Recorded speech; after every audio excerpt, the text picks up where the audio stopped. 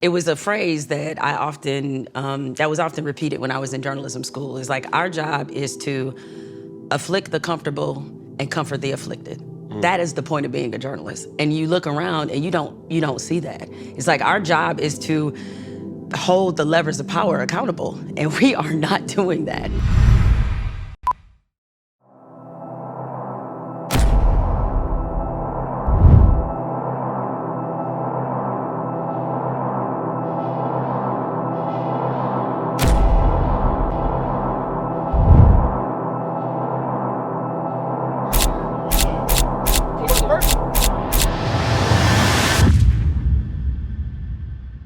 What's good? What's poppin'? What it is, what it ain't, what it could be, what it should be, what it would be. Cam Newton, the son, Mr. Boogie Doll, here with another episode of Funky Friday. Ladies and gentlemen, I promise, I really do promise to get good content for the masses, but most of all, I always promise to keep it funky. Woo! Let's go. Hey, y'all like my festive approach? Gearing up for the holidays, we ready to rock and roll. We gonna kick it off with something nice. My next guest is an Emmy Award-winning sports journalist, author, podcaster, producer, media entrepreneur, cultural commentator, Michigan State Spartan alum, daughter, wife, Detroit versus everybody very own. What up, though? I present some and introduce the others, Mrs. Jemele Hill. Thank you. What an introduction. And people don't know what up, though, is both a statement and a question. Right? It's everything. It's everything. You know, if you know anybody from Detroit in the room, you say what up, though, the real Detroiters will stand up. Yeah. I think that's like a cultural, there's a lot of cultural things that have a double entendre, some maybe a triple entendre. Like when you say what up, though, in Detroit, I'll say, all right now. In Atlanta. Okay, that's what it is here. All right. All right now. All right now. Okay. All right now sounds like it could be everything. It could be a warning. It could be a welcoming. It could be like a little It could be a gas. It could be like, all right now. Okay. And then it'd be like, all right now. Right. And then it could be, all right now. All right. Like in agreement. Yeah, okay. All right. Yes. All right, you putting me on game. I appreciate that. So how have you been? What you been up to? Let's talk about it. Well, number one, thank you for having me on. This is a show that I have enjoyed as a consumer, and I just love seeing you in this element. And especially considering how you were as a player, seeing you make this transition into media is really amazing to see from afar. So I just want to thank you for allowing me the opportunity to be in your presence and to have what I know will be a wonderful conversation. But as for me, I'm doing great. You know, like life is always life, and of course, but I think like a lot of probably Black journalists in my position is that we're finding that we have to pivot, really having to adjust to what is a very different media landscape than the one that I came up in. Now, do you think it's a African-American issue, or is it just journalists as a whole? Well, here's the heartbreaking thing, at least for me, is that like journalism is the only thing I've ever wanted to do, right? It's like I hate, in some ways, I hate when younger people ask me about, well, how do we get to where you are? Because I feel like my answer does not apply to them. Like I've known since the 10th grade that I wanted to be a journalist, and not just any journalist. I wanted to specifically be a sports journalist, which is a dream that a young Black girl from Detroit did not have any business dreaming about. And so that's the only thing I've ever pursued. You know, I wrote for my high school newspaper. I majored in journalism at Michigan State. I had a number of internships. And so my vision board was about one day working at Sports Illustrated. Like ESPN was never on my vision board at all. Like I didn't want to do TV. I just wanted to write. I wanted to write and tell stories about people and athletes and sporting events and cover teams. Like that's what I wanted to do. And so the reason you get into it is to tell stories, and especially if you're a Black journalist, it's to cover our community in ways that is typically not covered. And so seeing where journalism is right now, both in sports and outside of sports, it's heartbreaking. Because it feels like we lost the fight.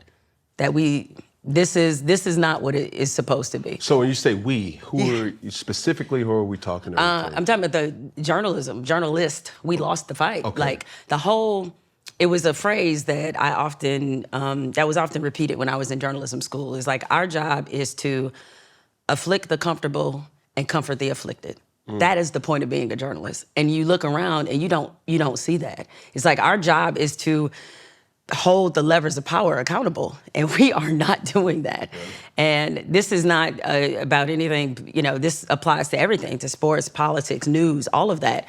And to see us just fall down on the job and capitulate is really heartbreaking to watch. And so it's like, it's not what I got in this business for. So the original question, right, was us. Like, it's impacted us. Yeah.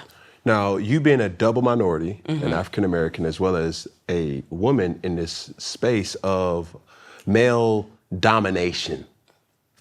When you speak about certain things where, like, a journalist, that's one thing, but a African American female journalist is even a smaller group of individuals. Yeah. Do you think that this is specifically targeted at that audience, or just?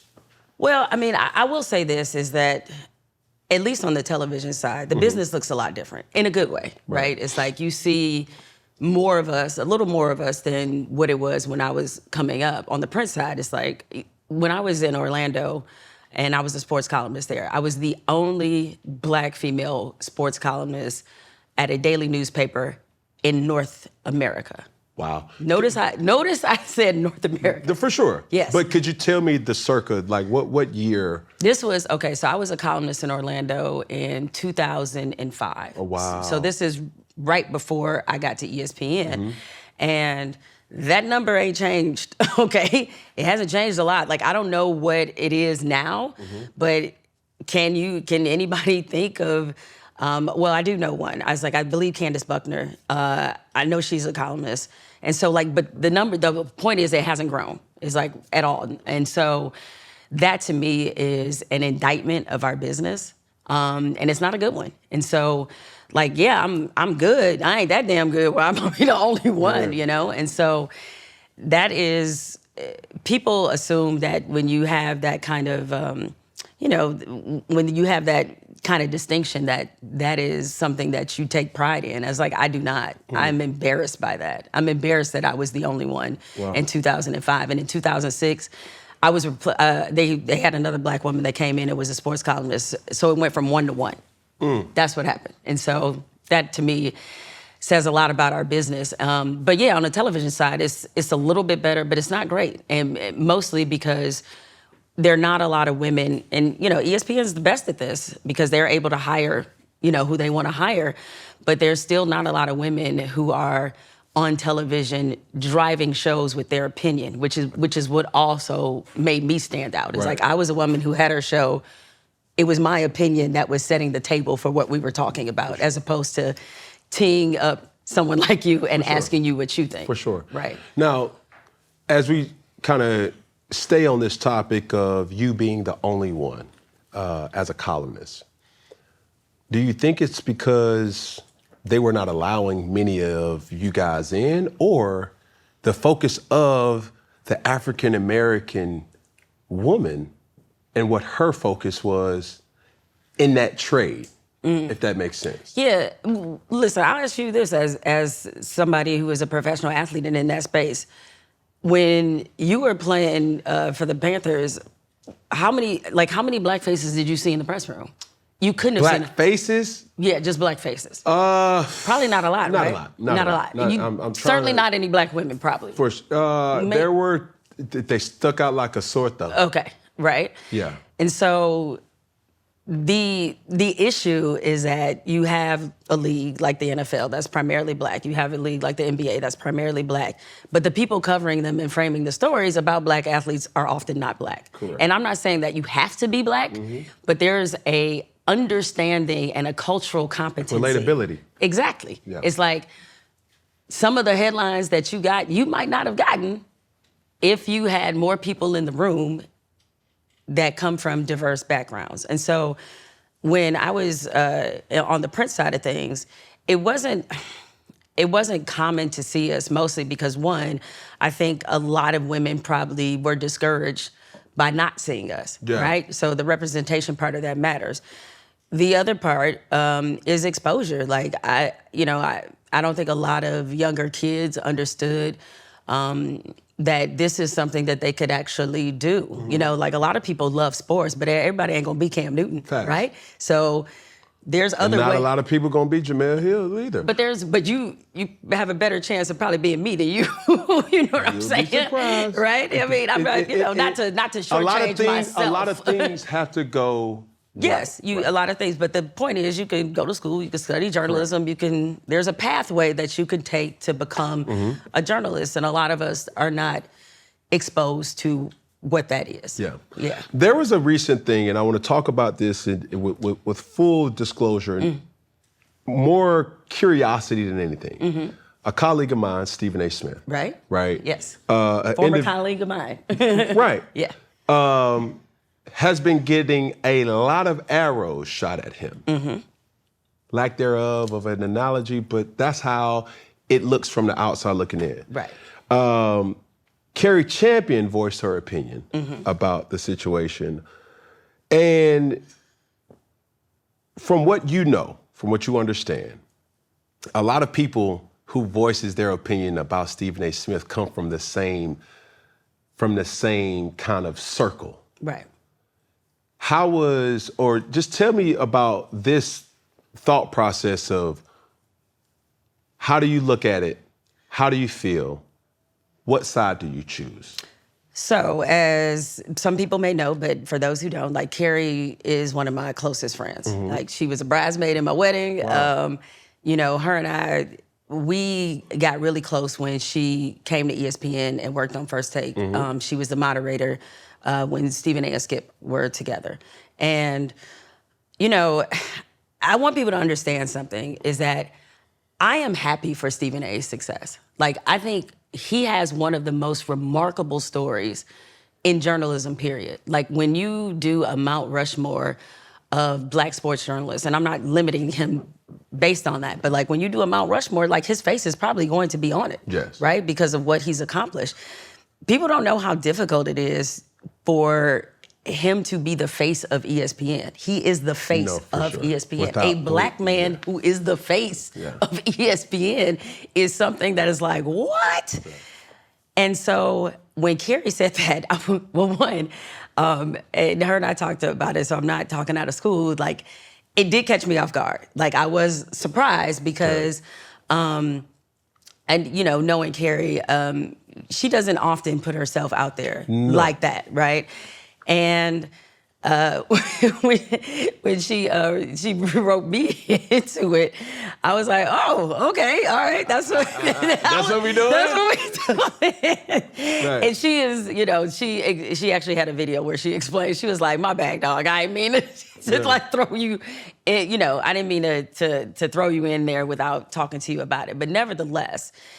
I think her overall point was something that we were definitely in agreement on, for sure, is with his platform and with what he's been able to build, there, as he knows, there comes a responsibility with that. Okay. And I think there have been some instances where it's like, that made me cringe a little. Yeah. Like, ooh, what are you know? What's your angle here? Yeah, like what?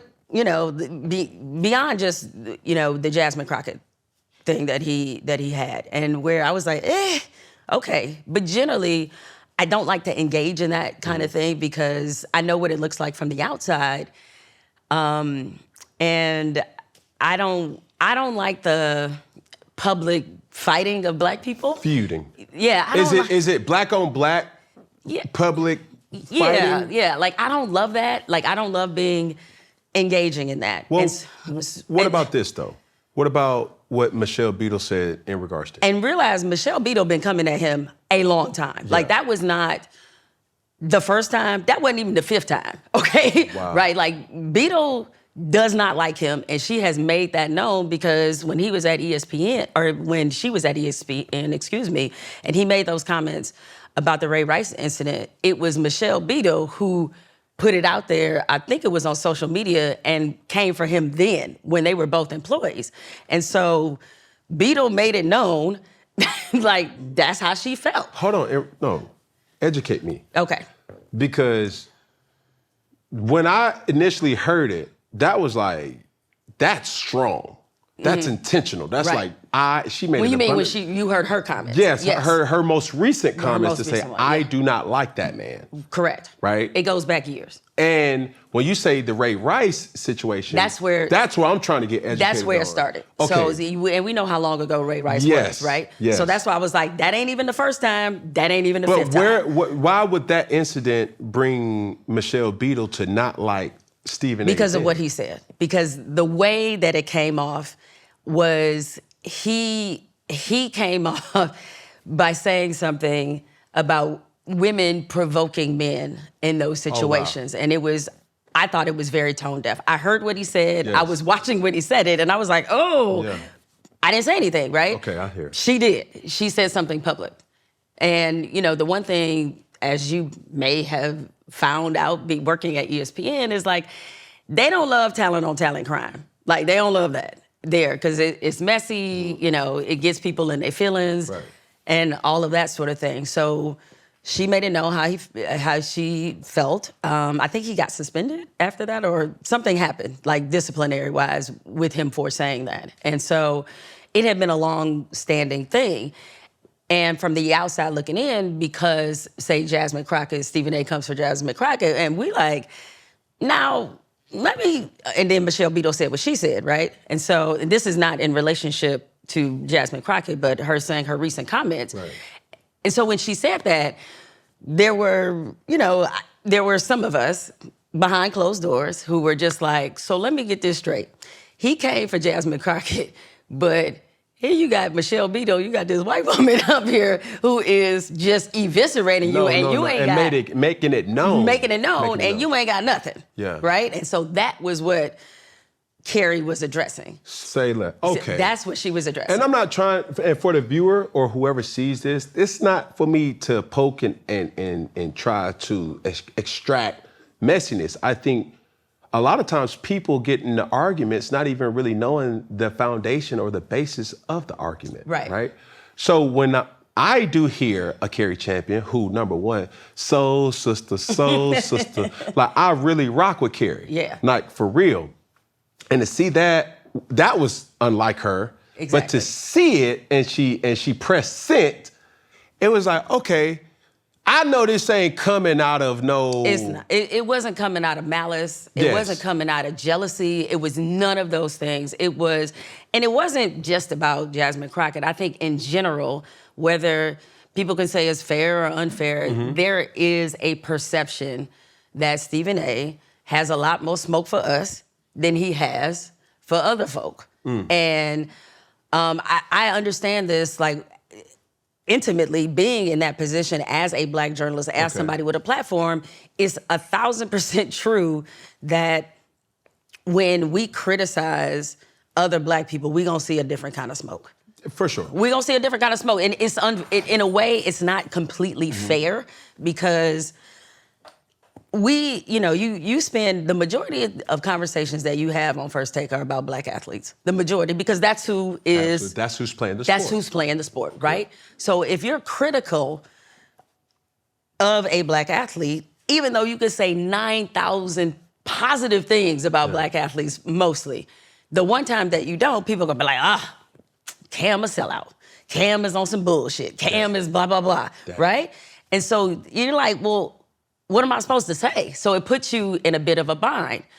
But when you see, somebody like Stephen A. Smith, who has his platform, and he is very friendly with people who are very anti-Black, questions are gonna be raised. No. And so I think that was where that was coming from. And as far as what I said in response to it, like, Carrie's my girl, that's my dog. And so, like, I'm not gonna let her be out here by herself. Yeah. And so I responded on my YouTube platform, and what I didn't like about how Stephen A. responded to her, and You know, and I'm certainly not trying to make you uncomfortable because I know that's I'm your, not. No, I know that's your colleague. I'm just letting you. Yeah. I'm letting you speak, and I obviously will say what I have to say. Yeah. But even though, I mean, when I responded, the part that you know, I didn't love is that he jumped in there and he took a lot of credit for Kerry's career, and I don't want to make it sound like, you know, Stephen A. was, you know, not somebody who expressed some vocal support behind closed doors, but he literally made it sound like he found her, he plucked her up, you know, from the projects and put her on First Take. And I'm like, that is not really. That's what the optics. Yeah, that's show. not how that happened. Sure. And I've noticed with some of his other colleagues, like, you know, Monica McNutt came to mind, is he has a tendency to exaggerate about his role. And don't look, Stephen A. has done a lot for Black journalists. Yeah. His presence does a lot for Black Right. journalists, just in general. And certainly, like, when he had a show, quite frankly, as I mentioned, he had a lot of us on that show, giving us a platform we would have never gotten had he not been intentional about it.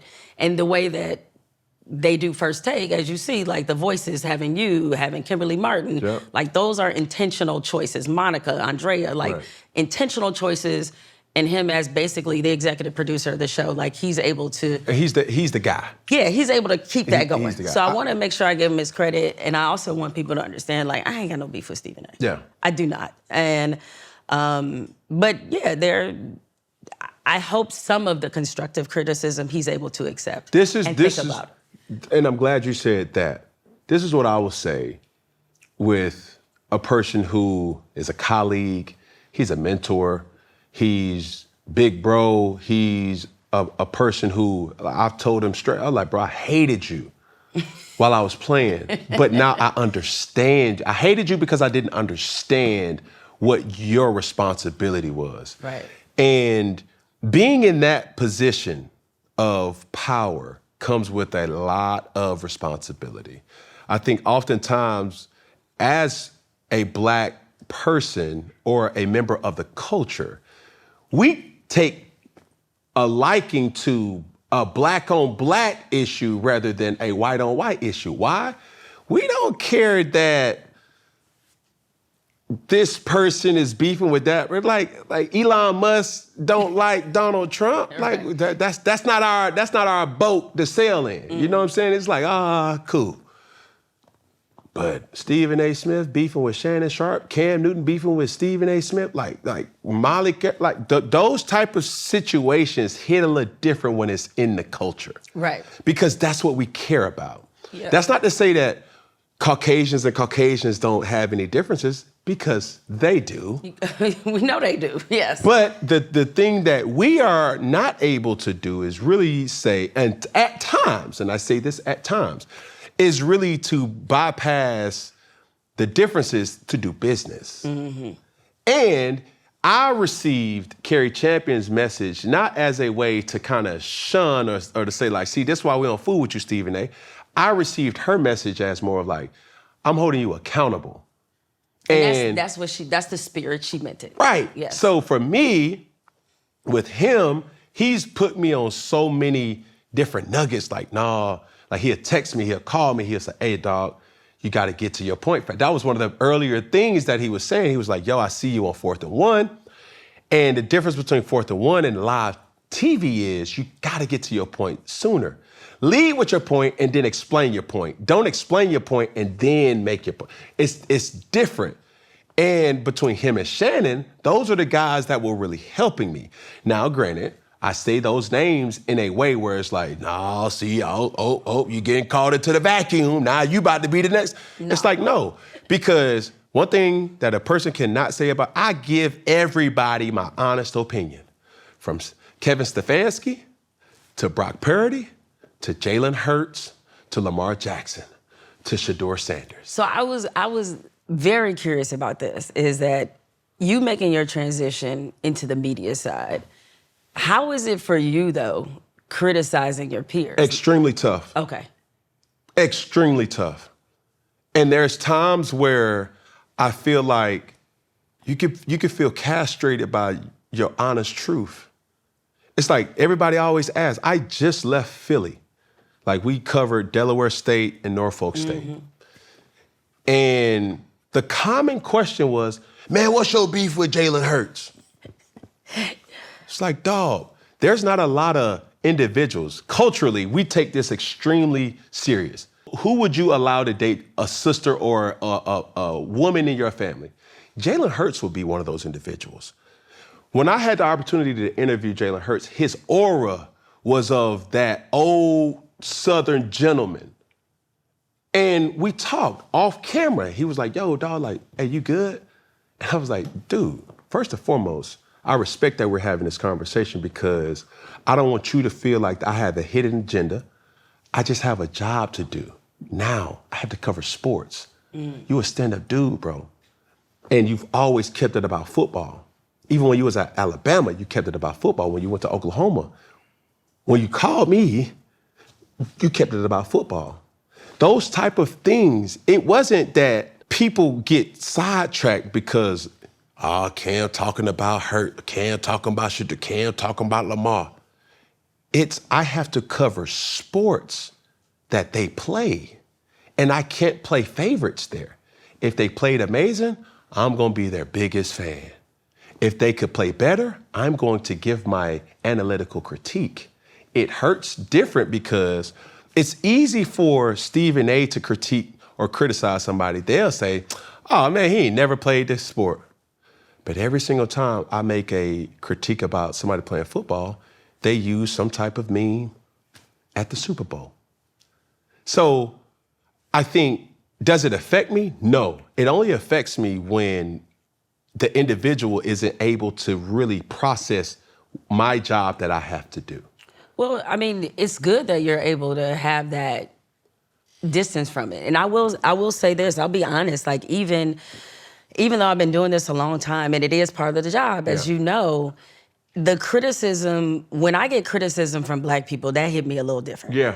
It's hard not to. I mean, we Black, we in the community. That's our people. For sure. That's our folk. And so, like, when I hear Black men say, you just don't like Black men, I'm like, yeah, I don't like them so much I married one? Like, what? What are you talking about? For sure. Because I have been critical at times of things that I've seen Black men do. That doesn't mean, if I didn't love Black men, I wouldn't give a shit what they did. Yeah. But I care. And so it matters to me the type of character and the type of people that Black men are. That matters to me because I love them. And so... But can I stop you right there? Yeah, go ahead. They love them too. And that's why they care. That's what I've been able to process. You understand what I'm saying? I do. Both, two things can be true, but both energies are coming from a place of love and passion. You're talking to an individual, that's all he knows is Black. I've been able to take a step back from myself and say, like, why are people always holding me accountable to when I do speak about this? It's because, okay, bro, when you do talk about Brock Purdy being a game manager, we don't care nothing about Brock Purdy. Not in our community, not in Bankhead, not at College Park, not at East care because I'm a 49ers fan. No, But that's okay. That's cool, and that's fine. I'm kidding, yeah. But when you start to talk about Deion Sanders, hey, watch what you say about, all right now. You ain't lying. When you talk about Nick Saban, if you're not an Alabama fan, you don't too much mind. Kirby Smart, when you start to say members of the culture, that's what people care about. So be mindful of what you say when you're talking about them. That's what I've been able to kind of process and say, I get it now. Last night, honest to God, I'm going to get gas. I have a routine. I treat myself after a long day. Not a lot of people know this, but I do this. After a long day, I stop at the gas station, I get a slushie, and I already know the routine. They bring their fresh donuts out the night before. I was like, bro, why we always get these stepped-on donuts? As I'm getting the donuts, they drop at 8 p.m. So I got there around like 11. So boom, it's still a fresh pack of donuts. Get me a donut. A dude that was a truck driver, I'm not gonna name the truck name because you're not gonna get free advertisement here, but he comes to me and say, Cam Newton, what's up, bro? And I don't know why people, it's either Cam It's like, it's not Cam. That don't go. They got to shout it. And they got to say my whole name. Right. And they don't even enunciate that. Cam Newton. Like one word. Cam Newton. You feel me? So he approached me, he said, what's up, man? And then he walks back and say, I don't like what you said about Shedeur, man, but that's cool, though. Honest to God. I said, hold on. I said, what'd I say about Shedeur? He said, man, you always hating on Shedeur. I said, that's fair, but tell me what I said. He said, man, you gonna say on your platform that you wouldn't want Shedeur Sanders to play for the Browns. I said, did you finish listening to what I said? Why would you want Shedeur to play under these circumstances? With it's obvious that a coach does not want him to succeed. A team that's deficient in skill, they're not a good team. And when we are going to have to gauge, or when the analysts are going to have to gauge his performance, they're going to say, hey, just like we seen on Sunday, an interception, 4 of 19, those aren't wowing stats. He ain't no better than Dylan Gabriel. No. That's why. Because I know the grading scale that he's going to be up against, and it's not a good team to be wanting to have a grade for. Yeah, I mean, when's the last time Cleveland has developed a quarterback? Hello.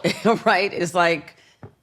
It's one of those things. Yeah. So when you have those type of conversations, the dude was like, man, let me go back and listen to it.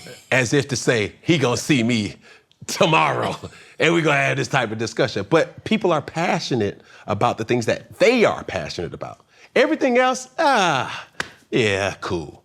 So when Stephen A does get held accountable, when Cam Newton does get held accountable, I don't look at it as a sign of disrespect. I just want people to understand what my responsibility is to cover sports from the totality standpoint, not just from what you care about. Well, I mean, the Shedeur conversation and Deion Sanders conversation is hard to have. Like, we have adopted Shedeur as the community nephew. For sure. And because of that, it's like, if you don't think he's a Hall of Famer, then you a hater. Or on the other hand, he also, I think, in how people discuss him, they often criticize him for things that I read that come off to me as very anti-Black. Yeah. Like, it's some other shit there that they trying to work out, that they trying to say, and they using him as the avatar to say it. A pawn. Oh, right? Mm-hmm. Exactly. And so I just find the conversations to be just way too extreme. And listen, to your point, it's like Cleveland wasn't going to be a great situation at all for him. That being said, he has the opportunity, especially this week, to do the funniest thing. Yeah. He has the opportunity to make Kevin Stefanski look stupid. And if I were him, that would be motivating to me. Because Dylan Gabriel is not, I'm sorry, he has never jumped off the page to me as an NFL starter. Yeah. He is not. But this week, Shedeur Sanders will have a whole game plan that's organized around him. They'll have to maximize his strength. They will actually have to invest in him this week in a way they haven't probably since he's been there. The Baltimore Ravens is a completely different defense than the Las Vegas Raiders. Yes. Let's just put it that way. And very much so. So when there's an opportunity. There's a major opportunity, but a lot of times when you look at certain things, and this is where I have to put the hat on, like, bro, I know I played this game. I know certain things. I see certain things that you may not see.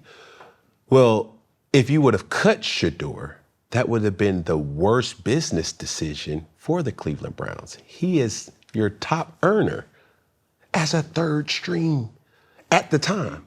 You heard the reception when he got in the game. You just read my mind. You heard the reception. Like, the fans want to see him. People really want to see, because people in Cleveland are starving for something to believe in. They thought they had it with Johnny Manziel. They didn't. They thought they had it with Baker Mayfield. They didn't. They thought they had it with Deshaun Watson, but that got cut short because of injury. Now you have an individual where it's like, okay, now he brings the bravado. All right, we're no strangers to those type of, individuals or players, but can we win? And that's why I'm excited the most. I want to talk about, we know you made a recent return to ESPN after years of being away. How did that feel for you? It felt great. it felt great because of what I did. I was on Around the Horn as they were doing their send-off. They brought a lot of us back that used to regularly contribute to the program. And that group, and as you know, Cam, being there, is like, there's different groups run different shows, right? So like, it's under the umbrella of ESPN, but they all operate very differently. It's like their own little country inside of ESPN. And so the Around the Horn group has always been phenomenal to work with. And so it was just good to be back and be in company with them. And ESPN and I, we had an awkward parting, for sure. But Awkward parting? An awkward parting, yes, we did. It was a parting, I feel like I always have to reiterate to people, it's like, I was never fired from ESPN. I left of my own will because I had done everything there that was possible. On the way out, they actually offered me 2 opportunities.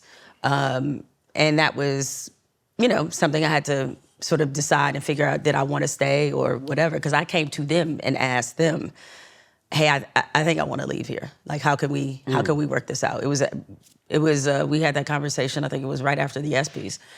And so yeah, like, people are under the assumption that I have some bitterness or hatred toward them. It's like, I don't. It was the best job that I've ever had. It's the longest job I've ever had. And the journalist that I was when I started at ESPN versus the journalist I was when I left were totally different. Like, I was a much better journalist after I left ESPN. And so, yeah, I mean, it's a great place to work. But it is a very political environment, and I don't mean politics as in Republican and Democrat. Yeah. It's like, it's a political environment to navigate, and it can be tough because people there are constantly fighting for real estate. Oh, we gonna get into it? What you got to say? Can we keep it funky? Let's keep it. That's the name of the show, right? I'm tired. Was it because of Dave Roberts? That I left? Yes. So Dave, I guess for the people watching, Dave is a Black executive at ESPN. He and I are both from Detroit. Dave, actually, his people and my people went to the same church. Wow. That he was one of the first, when I got to ESPN and was regularly coming in the newsroom, Dave was one of the first people that I met, and we figured out we played little Negro geography, oh snap. Negro, you know this person? You know that? We went to the same church, what? So I had a really good relationship with Dave until Dave was over the Sports Center that Michael Smith and I hosted. And it was a rough experience. Let's talk about it. It was because that's another individual that's like, yo, I'm not going to use my platform to throw slander. I'm going to use my platform to get a better understanding. You know what I'm saying? I think your thoughts are important. I think people need to understand that. And I think I'm not going to not allow what is the obvious here. Because from what I've known, there was a segment in your book talking about your ESPN experience, primarily in hinting towards Dave Roberts, right? So I did not want to not cover those things because that's for public consumption. It's not like it's a private issue, whatever. But I want to make it completely known that your experience for what it is, how do we get to this particular point? So when Dave took over the show, it was him and Norby Williamson, who is no longer there. And it was rough because they had an idea, what they wanted SportsCenter to be did not match what we wanted it to be. It's kind of, to speak in football, if you will, it's like when a quarterback gets drafted and then they fire the coach and then somebody else takes over, who maybe they wanted a traditional drop back passer, but you're more of a mobile quarterback. You're not comfortable in how they in their system, right? So they wanted to run a different system, and so there was constant clashing. And the part I didn't like about Dave is that Dave would have meetings with me and Mike, just the three of us, right? real casual. He like, yeah, we gotta do it this way. Like we on some we sticking together type of shit, right? Then we get in a meeting, and them faces different in the room, and Dave is a different person. And I was like, oh, this is a switch up, because that ain't what you just said to us when we was in the meeting together. Sure. I thought we was on some one band, one sound. Yeah. We get in these meetings with these other folks, and y'all know who I mean by other folks. Yeah. And you switching up. Yeah. And I couldn't respect it. And so I thought he was definitely throwing a stone and hiding. I can't do that. And so we had some issues. I was like, I want off SportsCenter, you know, because especially after the controversy with the whole Trump thing, they did a major switch up in general, where it's almost like they wanted the viewers to not be reminded that it was two Black people hosting this show. Wow. So all the things that we had put in there that were part of our personality, like we had a personality wall in the background, and it had like a picture like Biggie. It had cultural things, right? And even when Mike and I went to the White House and met the Obamas, like we had those pictures up there, Mike and his kids, like things where you like, Black people host this show, okay? And so after that Trump thing happened, all that had to come down.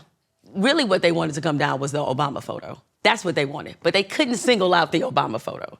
They instead said, no, it's all got to come down. Yeah. And so Mike and I used to open the show. Like, as soon as the show came on, you see Mike and I, we bantering, doing our thing, change that too. Suddenly you heard a voice of God, and then it would just be highlights. And it was like, it's like they were trying to trick white people into thinking that Black people didn't watch the show. ESPN. So, you're right. It's like, yeah, that's what you would hear. And then they come in and be like, oh, snap, it's two Black people hosting the show. Like, what? We've been bamboozled. Right. Random.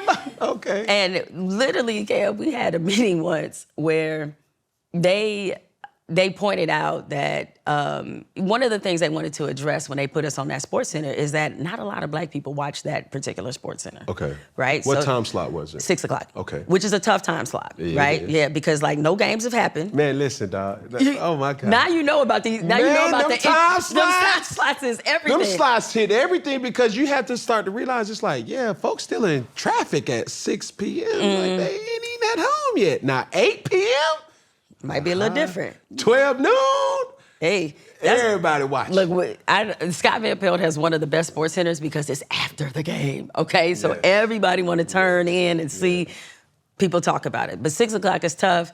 No, you're setting up what's happening that night. All the people have seen all the things all day already, right? So anyway, one of the things they wanted to address was the fact that among Black viewers, it was low viewership. So they're like, we bringing y'all in. We want to see a huge increase in this. We think we will see one, blah, blah, blah. But we have a meeting later on after a few months in. I don't remember exactly how long it was. But then they're like, oh, the Black viewership has exploded. Yeah. Not surprising, right? But white people aren't watching the show as much as they used to. Oh. And we like, okay. And suddenly, because the one thing about Dave, and I want to wrap that up actually in a more positive note about my relationship with Dave now. Dave is very into ratings. He's very into Q ratings. He's very into ratings, period. And so, yeah, suddenly we were getting suggestions like, can you guys have Will Cain on the show? Will Cain, who at the time, white commentator, conservative leading, he's now on Fox. Why do you want us to have Will Cain on the show? It's like they started introducing all these things where it's like, oh, y'all trying to get white people to watch this show. And it was insulting to us, like very insulting. Because it's like, you know, and we took a lot of shit doing that show. That, like, for a lot of people, being able to host SportsCenter is a dream job. No, for sure. It just wasn't my dream. And so I left it. And I was just, before I left ESPN, I came to them and I knew because of the political atmosphere and because of my controversy with Donald Trump that they would be more than happy. They couldn't kick me off the show because I had essentially what is a no trade clause, right? I was only contracted to do SportsCenter. I only had to do SportsCenter. And there was nothing they could do about it, right? So essentially I came to them and I said, hey, I wanna get off this show because I got tired of every day essentially fighting for my identity Like, I got tired of that shit. I was like, I'm not doing these cultural clashes with y'all no more. Yeah. And so normally that's difficult to pull off, but I knew it was also in their best interest because they couldn't ask me off the show, but I knew they probably wanted me off the show. Yeah. And I wanted to leave the show. So we on the same page. That's nice. And so I spent my last 6 to 8 months. I moved from Connecticut, thank God. No disrespect, but disrespect. I moved from Connecticut and I moved to DC. And the last 6 or 8 months I was at ESPN, I was able to just do the shows that I liked. Yeah. And that was great. And return to writing. I'll say this. And real quick, because I don't want to forget it, Dave Roberts. Yep. Dave and I actually, earlier this year, we had breakfast. It's the first time I talked to that man since I left. Wow. And how many years? So I left ESPN in 2018. So that lets you know how long it has been. And he and I had breakfast. And as soon as we sat down, very first thing he did, he apologized. Wow. And that meant a lot to me. And so Dave and I we did not have a good relationship when I left ESPN. We're square now. Yeah. We're good. I would say for Dave Roberts, to me, if it wasn't for Dave Roberts and Stephen A. Smith, I wouldn't be on ESPN. Not because of the opportunity. It was presented before to be on TV. I didn't want to be on TV. Why? Because I'm not changing. Oh, you suspected that was going to be part of the package. Man, Dave had meetings, him and my chief of staff, and the only thing that I cared about was I started to see how people were treating me the latter part of my career in football. And it was like, well, why Cam, why he not stretching? Everybody else stretching. He jumping around, dancing around. Why he just coming to practice? Why he the last one to practice? They're not knowing there's means to everything that I do. And even being or going through that situation, my situation was like, this corporate America, they not gonna allow me to be me. Dave Roberts gave me insurance. And it was like, yo, just consider it. And I already had, the relationship with Stephen A. Smith to the degree where it's like, man, I ain't about to go do what Stephen A. do. But when you start to see the talent that goes into a columnist, a journalist, a person to cover sports, it's not just your typical fan eating popcorn, eating donuts, watching TV, and it's just like, no, I have tons of notes while watching the game amongst family and friends, and it's like, hold on. Hey, stop that real quick. They just put a statistic on there. I can use that tomorrow for first. It's a lot of research. You're always on. Yeah. And Dave gave me assurance. He was like, Ken, we're not trying to change you. We want that. We don't have that, right? And I was like, that's the only thing that I care about. I care about authenticity. I don't care about money. I already made money. I care about making sure that I impact and empower people who look like me, who think like me, and who are moved by what I do. That's beyond black and white. That's like, yo, I see people all the time in transition or in transit where it's like, yo, dog, I fool with you, bro. Like, I really like you. Even the situation from last night, he's like, dog, I like your content. Like, keep it up. And I always thought that I would just be a football player and then just ride off into the sunset and just be like, okay, cool. Me and all my kids, we would just be hanging out and doing that. But it's like now I genuinely love creating content first and also not realizing that my voice matters. And those two individuals gave me reassurance for that. And I'm forever grateful for that, to be able to say like, dang, dog, like, I can be me. But everybody has a reporting responsibility, no matter who you are. Right. You can take it to any type of dynamic. Player, you got to coach. In the streets, you got to plug. So don't sit up there and tell me that you don't have a boss, because we all report to somebody to some degree. A child, your mother, your daddy. So for me, was the insurance that I needed, because I wasn't the dude that quit football or got done with football and was like, yo, I'm trying to be a sports analyst. No, they gave me that opportunity to say, hey, dog, be you. And we're giving you assurance that you can be you. And it's about the talent. How do you cover? How do you give a different perspective to something that we've known to be done before? Why do you think you're not playing football? My personality is too big. It's no ifs and buts about it. Really? Yeah. Do I think I can still play? Yeah. I think. Would you still play even if you weren't a starter? No. Okay. You would only want to play if you could be a starter? If I could compete. Okay. Compete for the job. If I couldn't compete, I could play if I got beat out. That right there could be like, dawg, he is good. Like Mac Jones for me. I knew Mac Jones was good. I didn't think he was better than me. I think he had more grace than me because of the circumstance. I didn't have a whole off season. I didn't know the system. I was still learning the playbook in week 6, 7, 8, all the way throughout the whole season. And it was extremely difficult. And I just felt that my physical being and my knowledge of the game that I knew at that particular point was going to get me over the hump. And I did not give enough credit to the circumstance that I would be asked to be in. But Mac Jones was an extremely talented individual that, obviously has shown that he has franchise quarterback capabilities. Sam Darnold, one of those other individuals too. But the lion in me, the competitor in me, the warrior in me could not just, without a fight. If we were going into a situation like, let the best man win, and all right, we're going to name the starter. It's not you, Cam. Could you be a backup? Yes, I could. Because now I knew that this person is a person that I could assist to be a better quarterback. And it may not be my time. Well, what changes is, Cam, could you be a backup?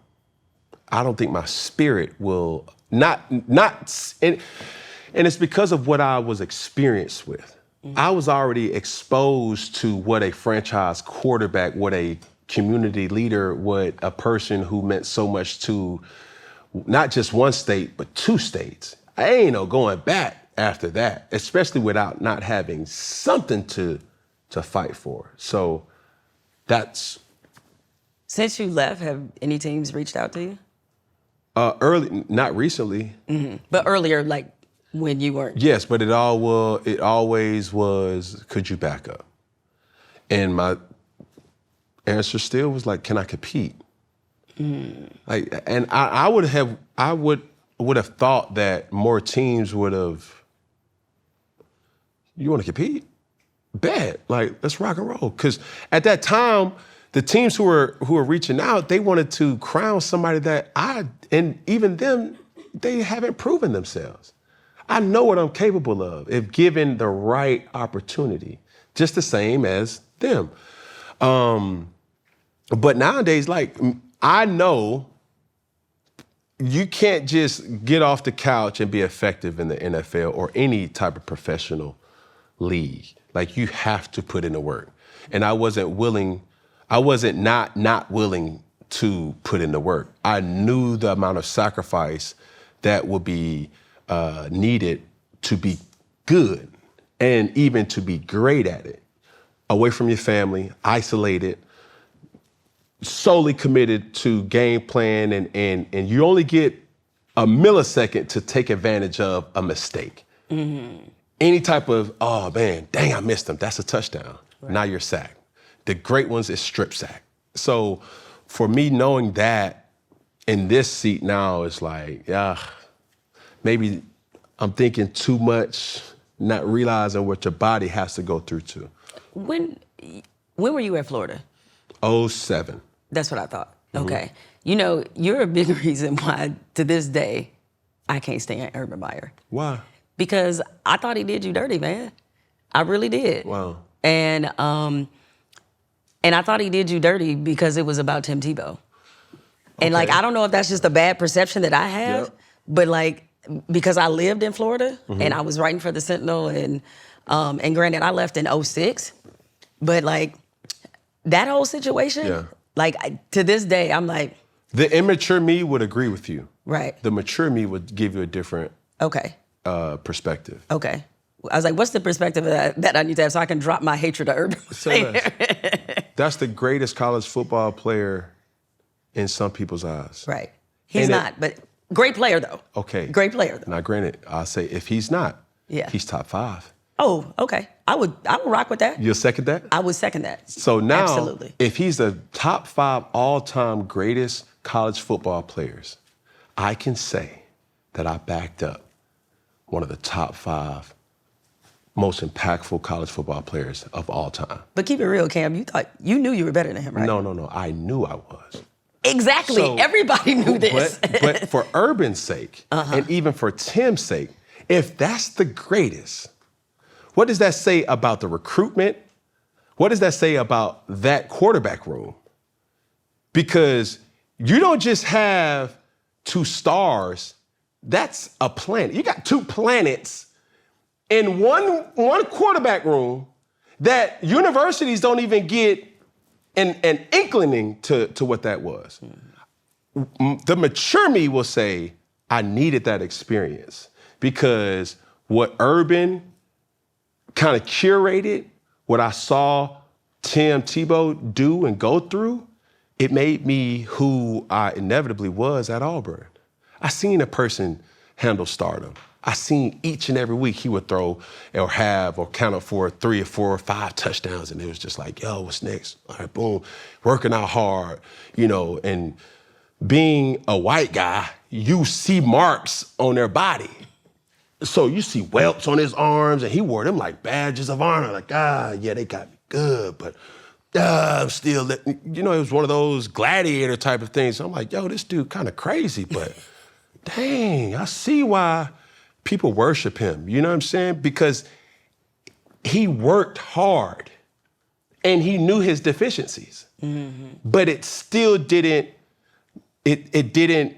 get to him where it's like, I can't throw the prettiest ball. So, I got Percy Harvin, Aaron Hernandez, Pouncey twins, Bubba Caldwell, Lewis Murray, like all those. That team was loaded. It's loaded. Yeah. But he still was a valuable piece of that puzzle. So going through what I went through, I would say, please call the dogs off of that, because if we can agree to say it was for a good reason, then it worked out for you. I mean, I'm not. It definitely did. But that was the most surprising thing, because when I left, they probably thought that they would never see me again. I was literally the one that got away. And that's really not a flex for me, because I know Coach Meyer poured into a lot of players that didn't work out. And he would have to sign papers for them to transfer. Now, granted, the transfer situation was completely different in 2007 than it is in 2025. You don't even have to ask the coach's permission. The coaches will find out on Sports Illustrated or Sports Center before you will tell them, right? But during that time, he had to sign off. So he signed off so many transfers, like, all right, man, I remember recruiting you, and I'm sorry it didn't work out, but cool. He gave me the schools that I couldn't go to, and I said, well, for me and my father, we felt that our best opportunity was to go to junior college, to clear anything. Because if we go to junior college, we can go anywhere. We can go to Florida State, Miami, Georgia, you know what I'm saying? None of those schools recruited me in JUCO, but we could go if we had the opportunity to. So that was that. Was I bitter early on? Yeah, I was. I was more bitter the fact that I did not get a national championship ring. So my guilt was, I'm gonna go get my own. And I did. So that's the thing that, if you looking for anything, it was like, yo, he did not allow me to get I'm supposed to have 2 national championships. I was on the team. I went through training camp. I was there during the season. Situation happened, did not get kicked off the team. I was admitted back on the team, but it was like once Tebow came back or made an announcement that he was coming back, that's when I said, nah, The plan is to play. I don't want to be a backup. Like, what am I training for in the off season? To be a backup? No. I want Tebow to get hurt for me to play? No, because if people who have impacted my life, who back me up, I didn't want them to think that, man, I hope Cam get concussed or sprain his ankle. That wouldn't be good energy. So. Yeah, it just always read like, it felt like, the question we in the media were asking, like, did he run him off on purpose? And it was like, it felt like he got what he wanted in the sense of he wanted Tim Tebow to be the lone guy, and he earned that right, for sure. But a lot of people knew that you were going to be incredible. But I wasn't ready, though. And it was all here. Right. Now, granted, and I'll say this because I'm from Atlanta, Georgia, right? The only time I had any encounter with white people was in positions of power. A coach, a teacher, a principal, an officer. I didn't have no white friends. I didn't know how to communicate. I didn't know how to interact. Like, I was 17 years old. I graduated early. I don't know how I did that, but by the grace of God, you know what I'm saying? I graduated early, and that was the first time I was amongst a different group of people on a regular basis. Like, you go down the street right here, you ain't gonna see no type of white people. And you're gonna be safe too. It's like, yo, like, white people come around, it's like, oh, hey. What's going on? Listen, I'm from Detroit. I get it. You see what I'm saying? I was not mentally ready to take on that task to be a starting quarterback. I'm so grateful what I learned from Tim Tebow. I'm so grateful from what I learned from Dan Mullen and Stan Drayton and Billy Gonzalez and Charlie Strong and Urban Meyer and those guys. They were extremely patient with me. I was the dude that wasn't going to class like I was supposed to go to class, and I would hold myself accountable to that. It's like, hey, you got class at 8:50. Don't be late. They had class checkers, and when I did go to class early, I would check in with the class checkers, walk down the steps, and go right on out. And it's just like, well, that's the Atlanta in me. But then when you start to say, hey, can't do that. What I will say is, and this brings up another topic that our good friend Shador may be going through right now. This is why the Rooney Rule is extremely important.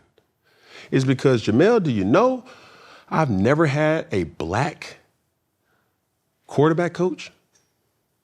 Out of all my years. And why you say, what this got to do with black? Well, it's about being understood. It's about saying, hey, dog, how do you motivate? You can't motivate Cam Newton like you motivate Tim Tebow, all right? You can't motivate, Baker Mayfield, Matthew Stafford like you motivate me. And guess what? You can't critique or analyze or ridicule or try to do these mind tricks with me like you may do with them. Our jokes is a little different. You know what I'm saying? Like, we laugh at different things. We frown at different things. We think certain things are disrespectful. And there's things like, hey, man, I had to coach a lot of coaches to say, hey, dog, that ain't how you talk to me. Mm-hmm. My own daddy don't even talk to me like that. Let's, and this ain't even amongst people. And certain people understand that without any precursor. So as I was coming up in the ranks of football, I started to have to understand, like, hey, this gonna take patience from both sides. Are you willing to take that journey with me? Because I have to take that journey with you. Now, most coaches it's my way or the highway. And what's crazy enough is, I thought that's what corporate America is gonna be too. I don't know if this is a good or bad thing to say, but I haven't really witnessed a lot of those things because I'm in, I'm out. Right. I have a resume. You're also on what is an atypical show dynamic. Mm-hmm. Because you have a black man who's the face of the show. For sure. And because of the power that he has within the network, that's probably going to keep you a little more protected from some of the things that, say, I experienced at ESPN. For sure. Right? It's going to keep you protected. You're also an athlete, and there is a different value level for athletes at ESPN. Looking back at co-hosting His and Hers, when you were at ESPN, what's the biggest lesson about conversation and chemistry on air that made your male counterparts, or what was it about the chemistry? Mike and I were friends in real life. Like, that's my dog, and I think that showed on air. And maybe you know this, being now in the TV world, but there's a lot of people on TV together that don't like each other. I see, that's what I'm naive to. Yeah. There's a lot of people that can't stand each other. Now, you may be in a different dynamic. Yeah. Because I think you're on a show that's kind of established its own core people and rhythm and that kind of thing. But a lot of people on TV can't stand each other. And so, because Mike and I were generally friends, that's what people dug, our relationship. We had a brother-sister relationship that people really liked. And probably the biggest lesson I learned from that, and it's something that you have spoken about consistently, is authenticity works. Yeah. Not just that it matters, it works. Yeah. And the one thing that Mike and I were dedicated to is we were gonna be ourselves, good or bad, right or wrong, we were gonna be us on TV. And he used to have a phrase he would say all the time. He said, they will learn to like it. And there was a lot of things that we did that have never been done and still have never been done at ESPN. I am my heart warms when I see First Take going to Black colleges. But guess who was the show that went to it first? Wow. It was us. We went to Howard's Homecoming and we did a whole show from there. And when I tell you the executives did not want to do that, like, they didn't see the purpose, they didn't see the point because they didn't understand the culture, right? And so we wanted to go because we knew that was, even though we both went to PWIs, we understood that Howard. That right there, it's dare I say guilt, but I was how people be like, I'm the first one that made it, or went to college out of my family. I was the first one that went to a PWI in my family. Oh, wow. Everybody, my family dynamic is Savannah State, Howard University, Tennessee State University, Fort Valley State, Albany State, and those colleges within Jackson State. So everybody was having experiences that I was like, I couldn't relate to. You know what I'm saying? So now going to a Norfolk State, going to a Bethune, going to the Magic City Classic, going to Howard, going to all these different schools, it's like, yo, well, I'm like a kid in a candy store, because it's like, man, we representing, you know what I'm saying? And I think the opportunity is there because it should be more exposure to HBCUs. Absolutely. And now the impact that seeing individuals from ESPN show up, show out, and people show up excited, and you start to see the step team, you start to see sororities and fraternities do, their line sequence. Don't get me to line. Bands and so many different other elements to HBCUs that you'll never get at PWIs. Yeah. Even you yoking up a mascot. Yoked it up with a mascot is crazy. I was watching that live. I was like, did he just smack the shit out this mascot? Yeah. It's all entertainment, baby. It's all entertainment. Bro looked like he wanted a piece. Yeah, that's cool. I don't know if he wanted a piece. Yeah, he found out. He found out. Respectfully, it was just like, all right, now. You definitely gave him nah. All right, now. Like this. You don't want this. It was all in good faith. It was all in good fun. And I think the outpour is like, you have moments in your life where it could have went one or two different ways. And I'm glad it went that way. But that moment kind of showed me, hey, bro, you can literally, if it's not taken the right way as it was supposed to be, you're one lawsuit away from now you have to be not necessarily suspended, but it's not good for business for having your name, image, and likeness attached to this. Right. And I'm grateful for it because that's my reminder for this moment that I'm in my life right now. When you communicate with the Alabama A&Ms, when you communicate with the individual specifically, it was like, yo, no, we good.